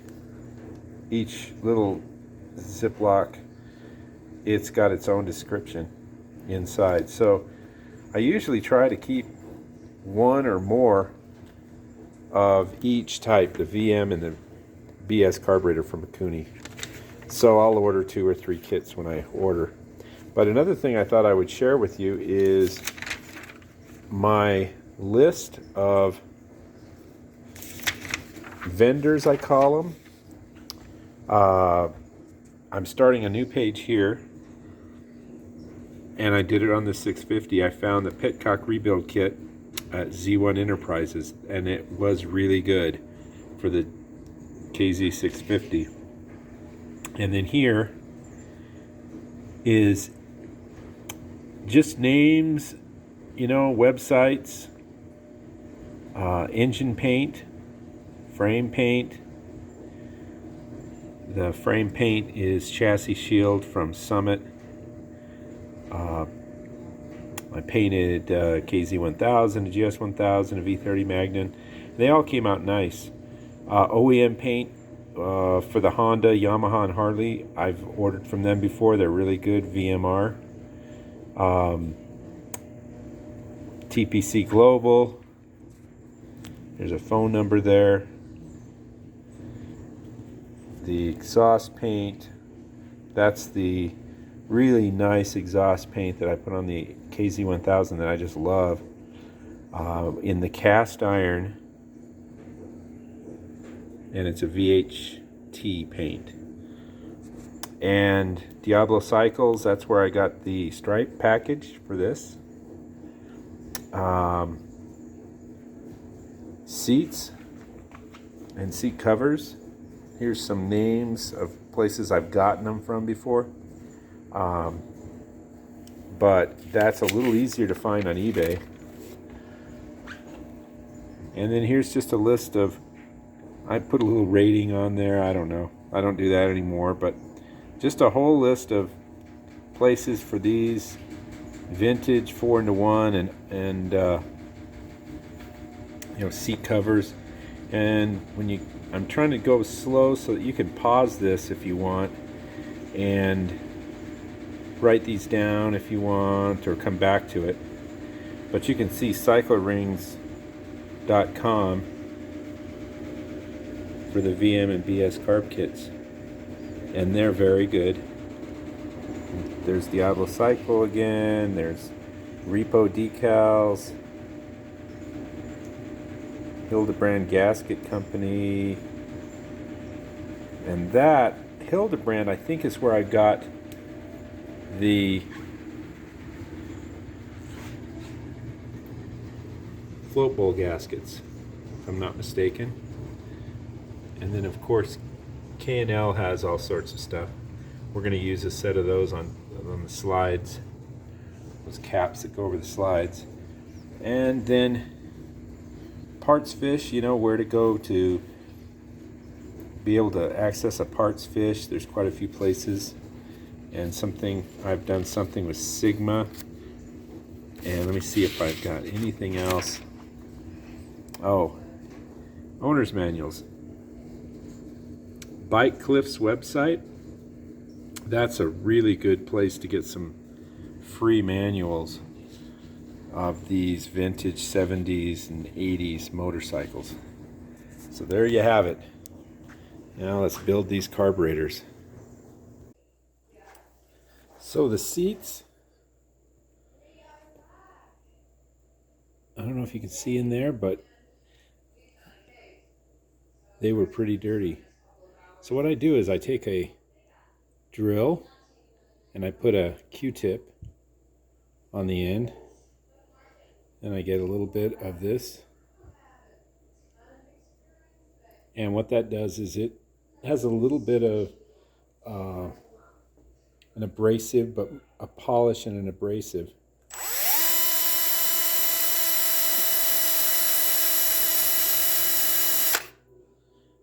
And if you could see inside this, it's shiny brass down by the seat. And you know, you probably have to do 3 or 4 of these. I do it 2 or 3, you know, and get it really shiny inside.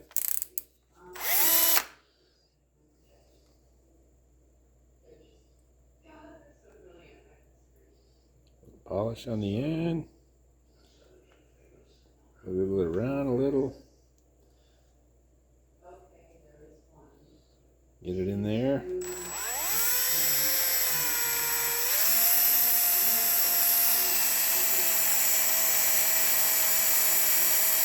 Move it around.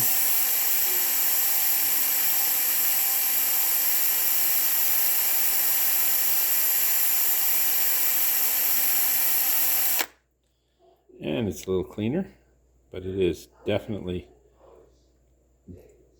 gold. No corrosion in there anymore. So I'll do that and then polish the tip of the needle. That's what it should look like inside. And it's worked pretty well for me. I learned that from a Suzuki guy named Eric Bang. And gets it nice and shiny and new inside. So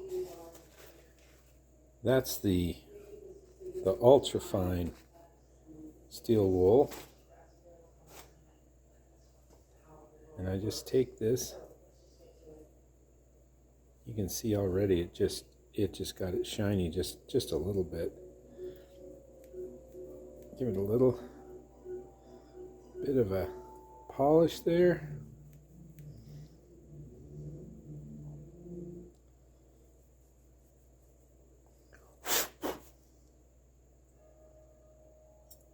And there it is.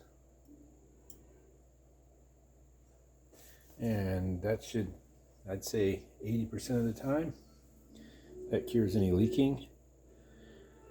And if it happens to leak any one of them, like I said before, I'll pull it apart, put in the new needles and seat. If not, I'll have a nice set for my carburetor parts. All right, now let's set the float height. We got the needle in, the seat, we got the float bowl on. So you just kind of rock it till you just see it stop. You don't want any pressure on that spring loading. And then measure from the base here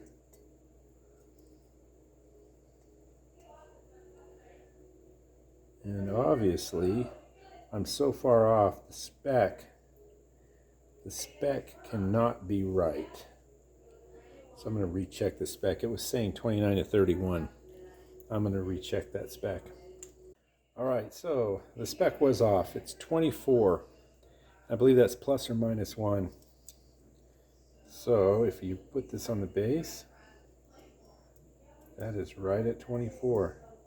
I lean it over, it kind of pushes on it a little.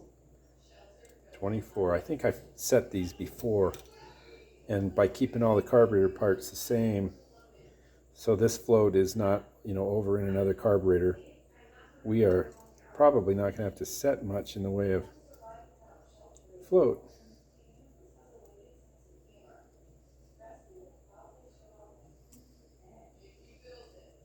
And there we go. I'm going to go with that. New float bowl gasket.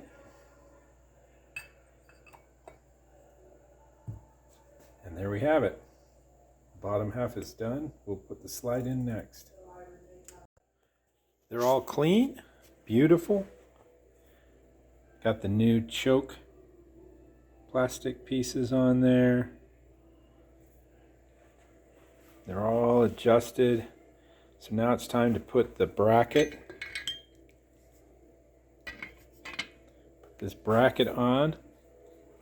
So first thing I've got to do is put the fuel tubes on, which will connect all 4 of them together in a fairly close arrangement that that top bracket will slide right on.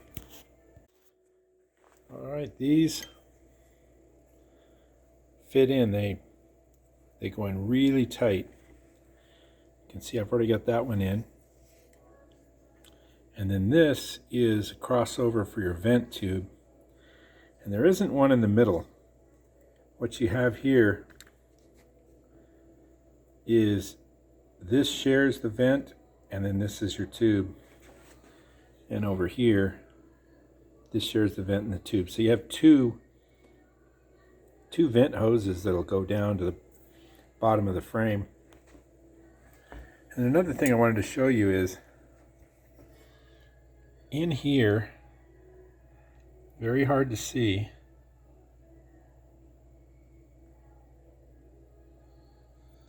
there's felt. I put a little grease in there, but there's basically a pressed ring. You can see the ring. It's like a pressed, almost like a seal. It is a seal, but it's made out of a little felt washer. I think this side may have more of a felt face to it. No? Anyhow, that keeps oil or grease, whatever you want to put in there, so that those bushings stay lubricated for years. And then the shaft that runs through there have these little channels, and these little channels will fill up with grease. So what I'm going to do is I'm going to grease those. Right before I push this all the way in, I'm going to grease each one of these. And that'll carry some grease into that hole.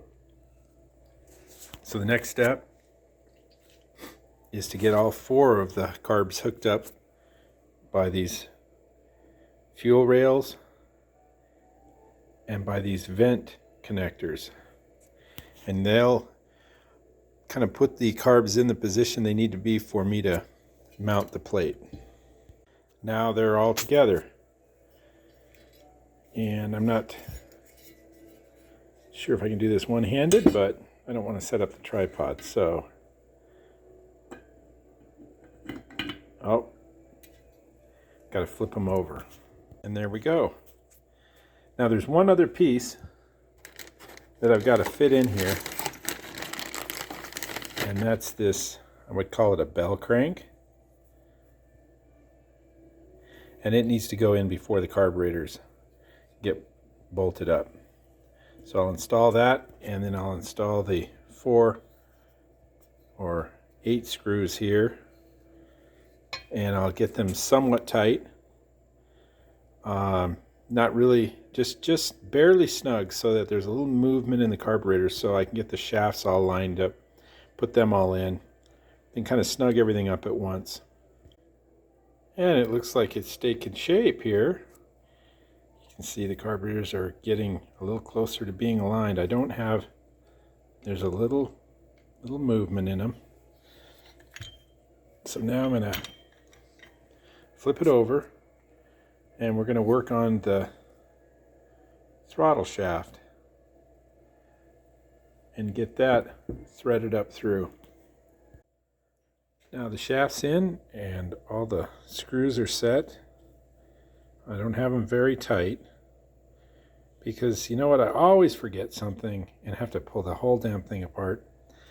So I'm just going to double check. I'll put the return spring on right down here, and then I'll put the retainer clip and its bolt here.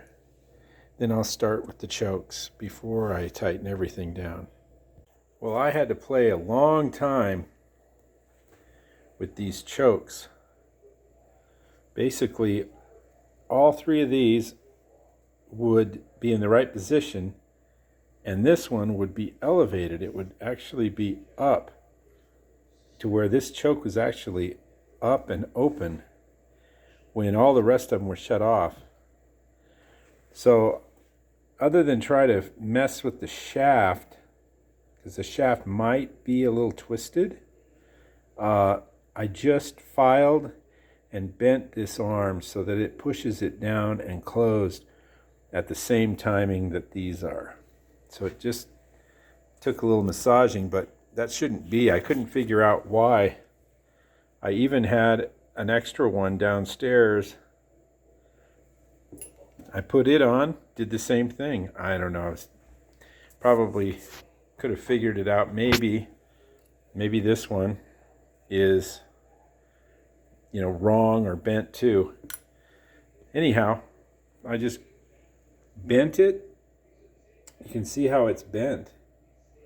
And then I filed down to make a little bit of a smooth transition there. No big deal. So now they're all in there proper and working properly. You just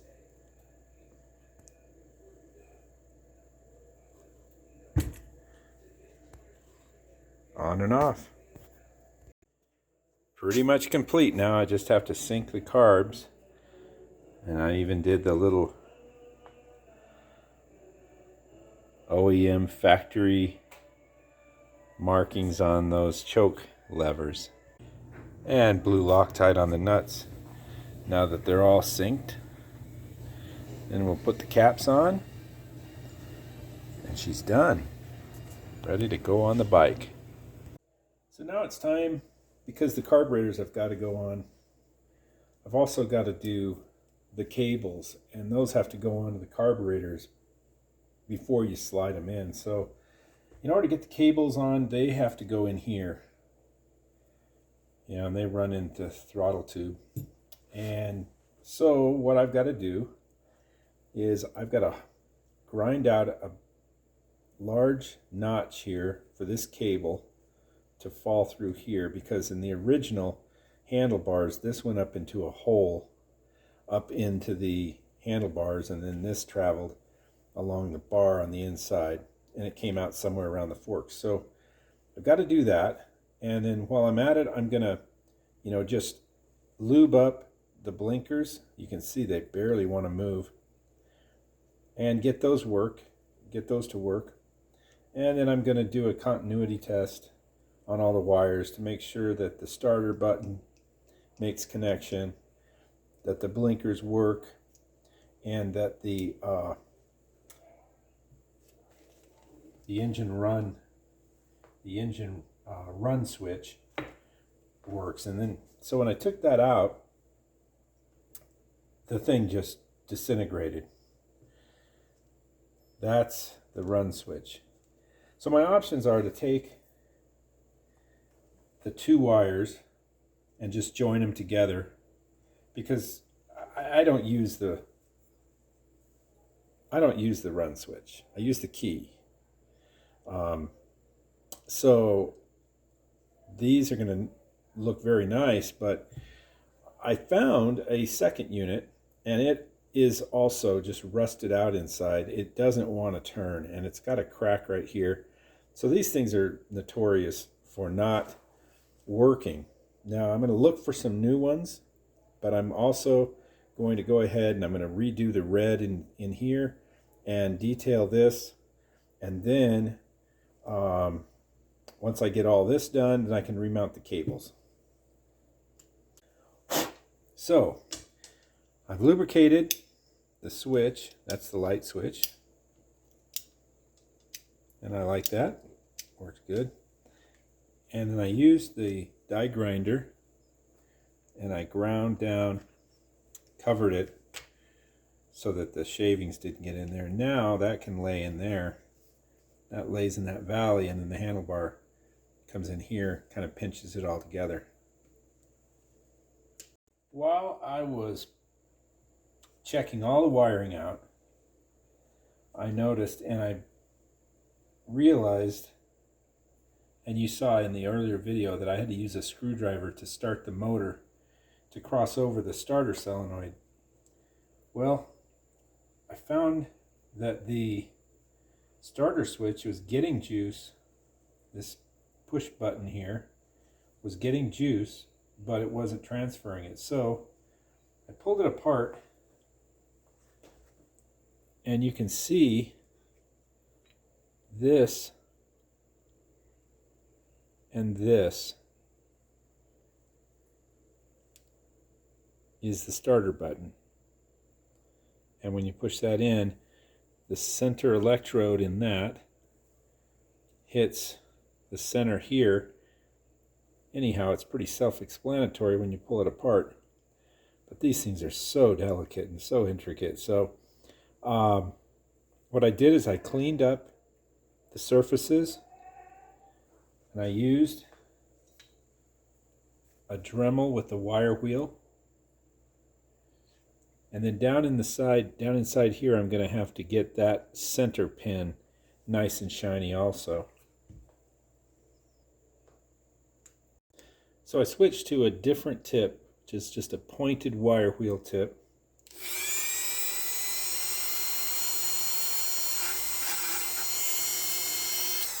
And it's bright and shiny now, so I'm going to put it back together and see if we've got a winner. Okay, so I've got the brown wire going in, and the red wire, and you can probably hear that. It means there's continuity. So we want to transfer power from brown through the switch out to the black. So there's the black wire. Get those out of the way.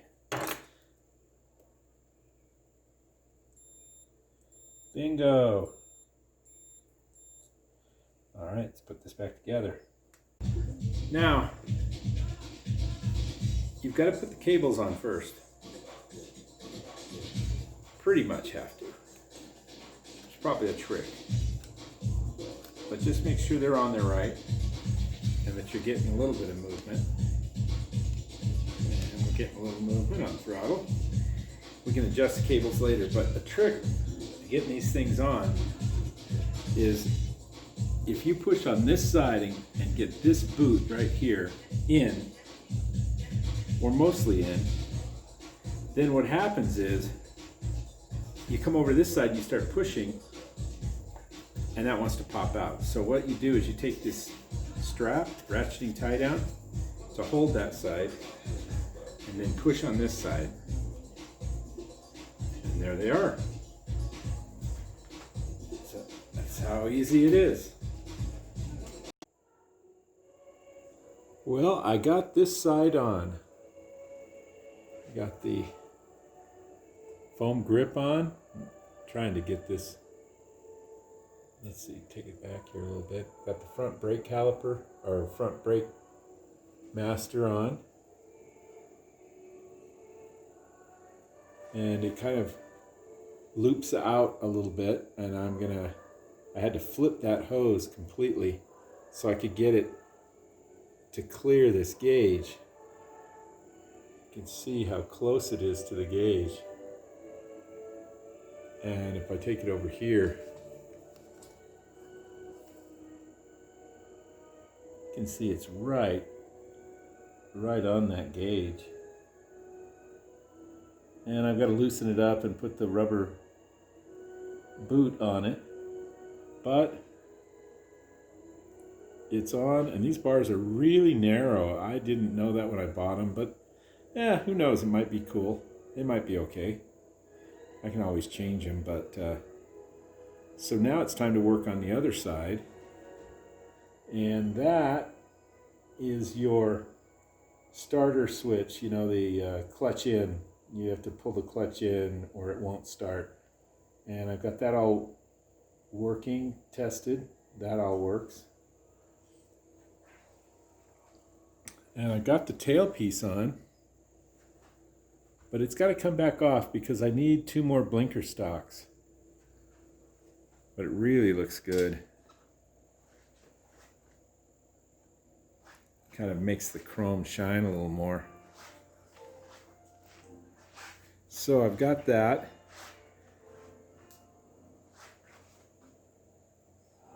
And I'll continue on. I'm going to do the front blinkers with the 2 new stocks I have. I need to order 2 more. I already ordered them. So let's go back and I'm going to show you what I'm working on now. This is the other side. The other side electronics, you know, the switches, the turn signal and so forth. So again, I've got my multimeter.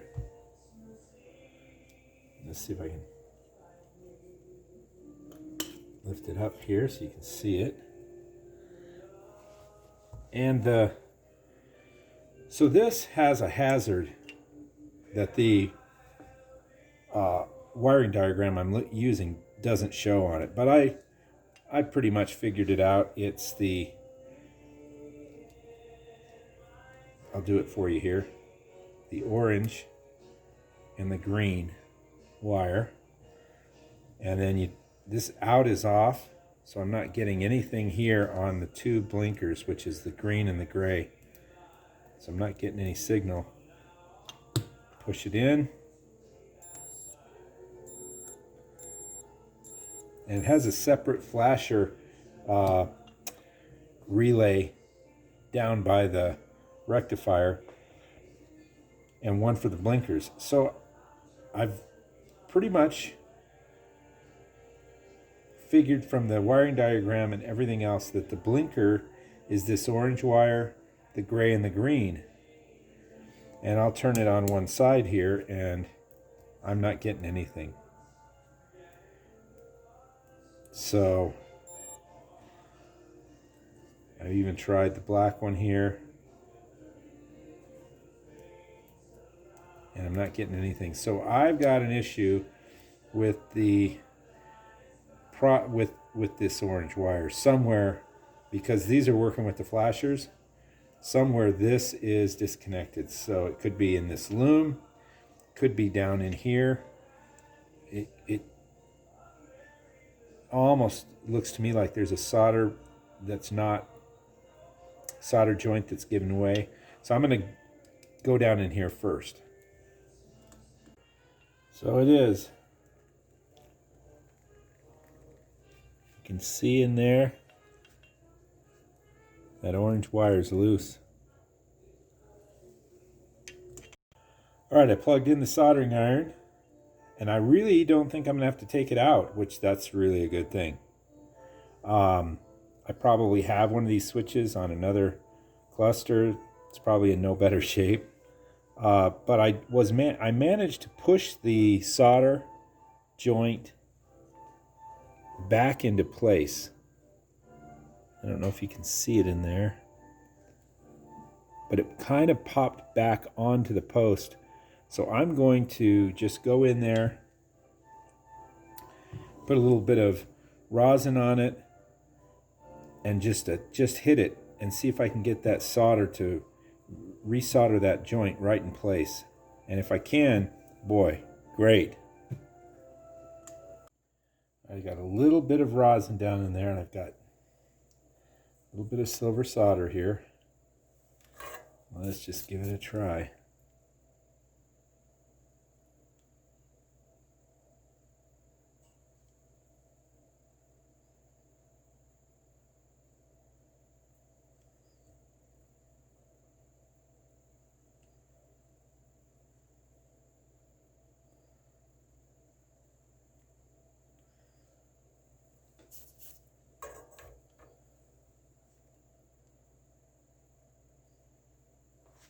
Okay, the only test would be to try and pry it up.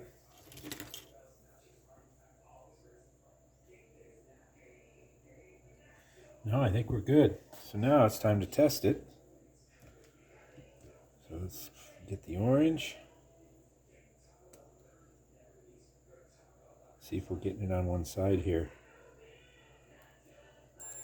Yep. I can't switch it. I've got the arm off here, so cool.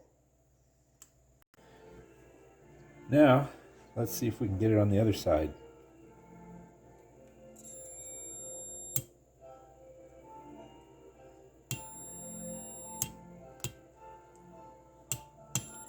We're in business. All right, so what I've got to do now is take the grinder here. You see this little pin? Well, that's got to be ground off because the aftermarket handlebars don't have a little alignment pin. And I'm going to have to go down in here and do a cutout so that this wiring loom can come out underneath the bars. All right, well, I've got the seal in. That's this seal right here. You can see it in there. And it wasn't tough. It just took trying different things to get it out. Typically, you're supposed to take this whole cover off here where these screws are. But I didn't do that, of course. I didn't want to do that. And these just snapped off. There was no getting that guard off. Bolts just snapped. All three of them. They were so corroded that all three snapped off. So what I had to do was I had to drill a small hole and go all the way up until I got to the size of the helicoil. And I helicoiled all three of them, which took me all afternoon by the time I went down to the parts store and got a helicoil kit, because of course mine was out of helicoil. So, but that's all buttoned up. The seal's in. The chain guard, I guess you would call that, is back on. And so I'm going to put the side cover on, hopefully for the last time. All right, so it's on to the emblems. Now this one, I think is good enough. I'm not going to, I'm going to clean up. There's a little piece of white missing, a little bit there. So that to me is in great shape. So I'm leaving that like it is. This one is also, to me, the white's white, brilliant. I'm just going to dress up the black a little bit. So these two are the emblems that I'm going to restore, I guess you would call it.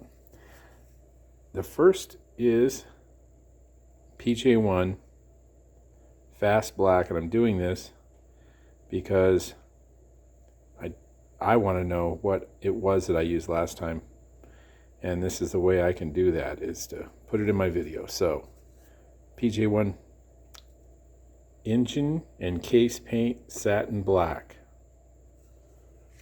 and I gave it a kind of a medium coat, and then I used the the heat gun, and I dried them really well.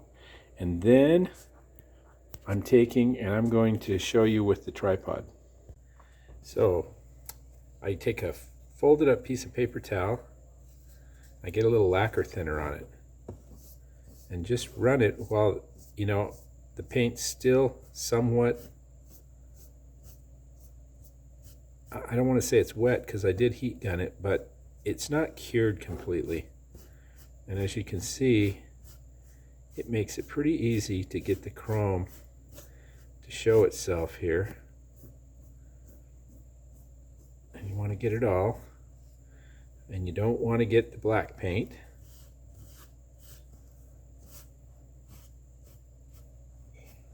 And just kind of run it along till it soaks in enough to make that black paint release.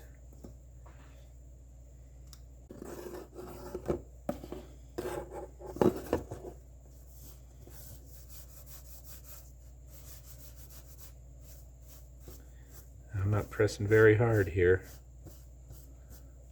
You can see the black comes off, and you kind of decide how long you want to use a particular piece. And there you have it. So now we're going to dab white paint in there. And for that I use, this is amazing stuff. I use it on all sorts of things. It's really tough when it dries. It's really a little difficult to use. It sometimes will fisheye pretty good, but in here this is perfect. I want it solid. I don't want it going anywhere. And the chrome is almost all gone, so I'm going to try to take that top off and see if any of the chrome will show up. But these side emblems are pretty faded, so we'll see what happens. So be as careful as you can and dab. Basically I just sprayed white paint into this little cup that I use, and then I used a brush, a very small brush, and I just dabbed and painted in. And as you can see, you know, you just don't get it perfect. Now this is the second coat. This is more reminiscent of what it would look like where you've got paint pretty much all over the place. So what you do is you let it cure up a little bit, not overnight, but enough to where you can just start to wipe it, and you'll see what I'm talking about. And I just use a paper towel with a little lacquer thinner, and you can see the lines start to form. And then you keep moving forward there till you get what you like.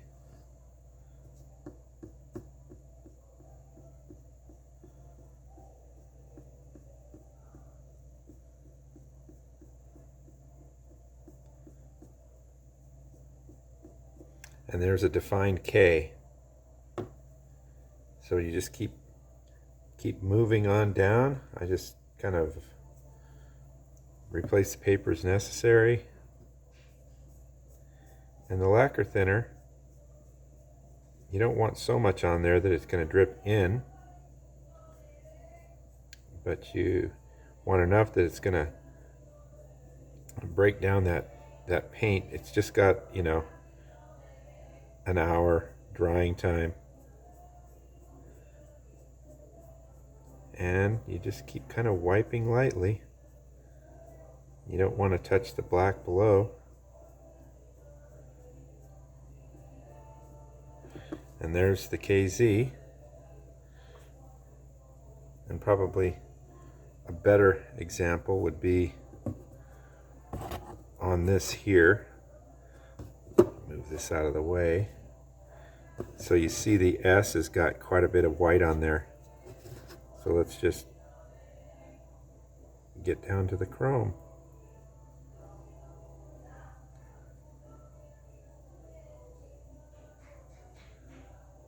Just do it very carefully.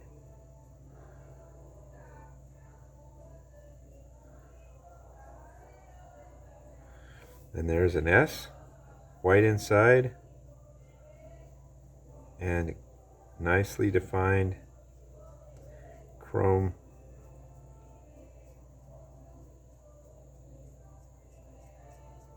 around the edges. So you get the point.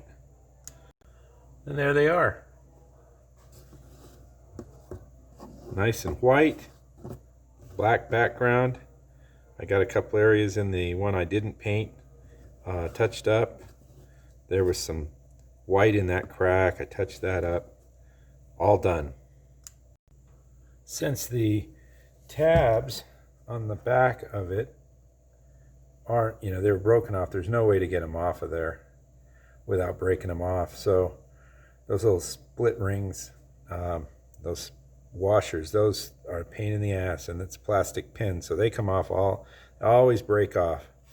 So as you can see, you know, there's nothing to attach it to. So what I do is I use 3M black super Weatherstrip, and that stuff works great.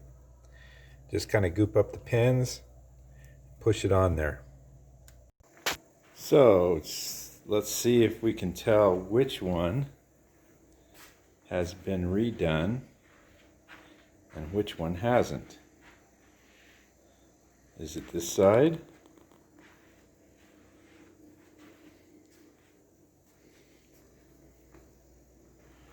Or is it this side? Now what I do on these side covers is not so much on the 650, but I do it anyway. I put a little grease on the pins, those mounting pins that are on there, and when you do put a little grease on and brand new rubber, that's how easy it comes off. And it's not going to come off. It's not going to come off with wind, and the grease eventually kind of dries up a little bit, so it has a little bit better sticking. But boy, I've broken enough side covers, especially the 750 Hondas. The pins just come off in your hand. And if you're wondering why everything was backwards on the last little bit of the video where I was painting the emblems, it's when I turn it to selfie on my phone. When I turn it to selfie, everything gets reversed. So you just have to live with that. So I think we're really good on the side covers. Now it's on to the tank. Now we're on to the coils. So I'm just taking the best of what I've got. And I'm looking for the ones that have the bright 1 and 4 on them. The better boots. Sometimes I'll put NGK boots on. I just don't have any right now. It doesn't really matter as long as I'm getting spark. You know, this is more of a restoration than it is a performance. So you might upgrade these if you know, if this was my only bike, then I'd probably you know, upgrade a few things, and coils might be one of them. I got all these cleaned up, and I got all these bolts. They've been all replated, and so I'm just going to assemble them here. And that's an old, kind of a dirty one. Actually, it's not in bad shape at all. Actually, really kind of clean, but it doesn't have the number on this one here. It has the one on this. So I've got these other two. They're clean, just as clean. So let's get these on. And there it is on. We'll get the other side. I also grind down the area that you're mounting it so that in case it's grounding, and I don't think it is grounding. In fact, I'm probably pretty sure it's not a grounded issue here, but I don't want it. I want a nice solid ground if it is. Well, we're coming in the home stretch here. So the coils are all in, and I've got a fuel filter and vacuum line, fuel line. So at this point, what I like to do before I tighten up, you know, and secure all the wiring to its proper location, is to take it out and start it again and see if it's running, you know, if the tank, I'm going to take the tank back off to get the wires secured to the frame. But I want to just make sure that when I turn it, sometimes when you turn it, the RPM will jump up because the cables flex and all kinds of things. So we're just going to take it out and we're going to start it up and run it a little bit, flip it around a little bit. Just make sure everything's good to go before you do the final buttoning up of all the other stuff. Now I'm going to probably just mount this loosely, the grab rail, the shocks, this tail section, because I'm waiting for two little rubber pieces that go, actually these two right here, and then I believe, the rear blinker stocks, the little stocks that stand the blinker out here, those are always busted off. So let's take it out and see how it operates. Well, another restoration comes to an end. Now there's quite a few little things here and there, but not many really. Rear view mirrors, a couple of rubber washers, a bolt or two here or there. But it sure came out nice, and I can tell you that the paint out here in the sun just glistens. I mean, it is beautiful, deep, metallic. I can't wait for that seat to get a little sun in the summer and stretch even a little more, but it looks good now. So the whole theme of this bike was to go and replicate what I remember going on in 1978. In 78, when I was selling motorcycles on the showroom floor at Bill Bickerstaff's Cycle Fun, the first thing that happened was the 4 cylinders came out, and it was like the only bike to have. And the KZ900 was, the Z1 was just the creme de la creme, and the ZR1, the blue with the coffin tank, was really awesome too. And then, of course, I was selling Suzuki's, so I had to do something a little bit more. And I noticed that every time I sold like a GS1000 or a GS750, which were just as good a bike as any of the Hondas or Kawasaki's at the time, I had clients or people I sold them to, they would come back in about a month or even a couple of weeks. And the first thing they did was they went with the pods, the pod air filters, and the Kirker 4-into-1. So I'm selling these bikes all stock, and I also noticed that they did the foam grips, the low bars, and the air fork. Now I've got a set of air forks for this, but I decided not to put it on because the crossover tube, I didn't like the look of it. It had a crossover tube with an air zerk right here. I didn't like that. So that was the theme of this bike, is to just replicate what was going on in '78, and this is what people were doing.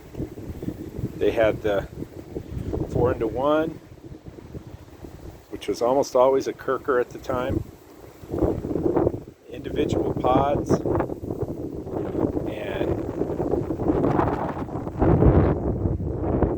foam grips and low bars. So I think it came out looking like that. Now you can see there's a towel down here. I've got a fuel leak, which I believe those fuel the needle and seats. Probably one of them is only one's leaking, and when it's only one, it's usually the needle and seat. But if it's coming down out in the middle of the carburetor, it's usually those fuel rail O-rings. So there it is. I'm really happy. I can't wait to ride it. It just sounds amazing. And so the last thing to do is to start it up. And so let's do that next. All right, let's give it a try.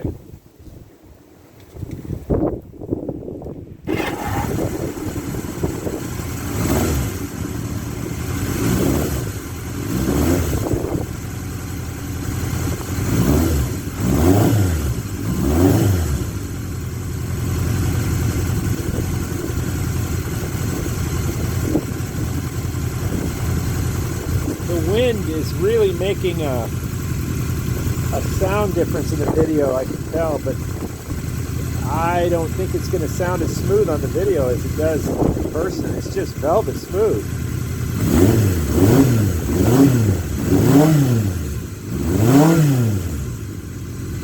And it doesn't fall down once you rev it. It doesn't like hunt. So I think I'm really close on the jetting. It may be different when I ride it. Sometimes it is. You can see the camera shake with the wind. It's windy out here and cold.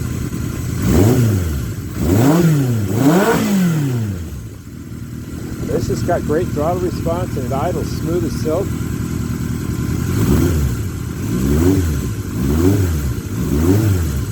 Wonder if you can hear it differently back here.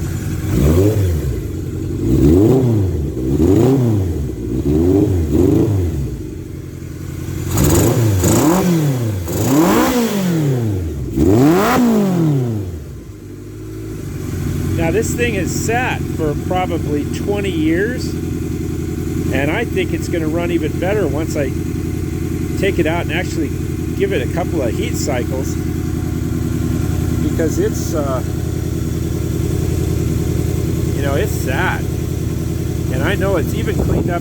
Just this time that I've had it, it was blowing black smoke, and the first time I fired it up, it just littered the shop with black soot from this exhaust pipe, and it was way rich.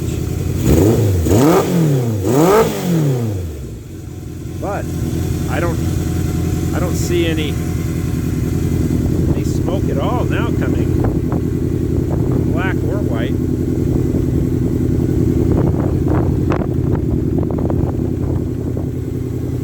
So I had to put this jumper on it, and I'll get the battery charged.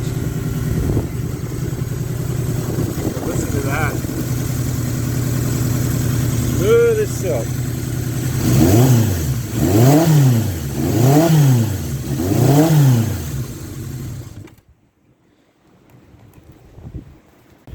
Well, I'm very happy with it. It was a lot of fun to build this one. I did it with a lot of stuff that I had on hand, and I tried to cut as much cost as possible without taking away from the build itself. And whoever ends up getting this is going to have a really good bike. You know, I won't keep things more than a year, unless it's like my Cafe, or I had a GS1000S West Cooley replica that I built. I had that for 4 or 5 years, but I just have so much fun building them. It's like a project is more fun than riding to me. So one more is down in the books for JT's Customs, and for all those people in Shingletown, how about a KZ650? Now there's an option, huh? Especially in the luminous burnt red. So until next time, I hope you enjoyed this build, and I hope you subscribe to the video, of course, and like it, of course. I don't really care. I just do this for me because I love it, and I love these bikes. So until the next video, which I believe will be the GT175 or GT185 Suzuki 2-stroke. That, or I'm going to finish up the GS550. And so one of those two. So if you have any questions, just put it down at the bottom there, and tune in for the next video from JT's Customs.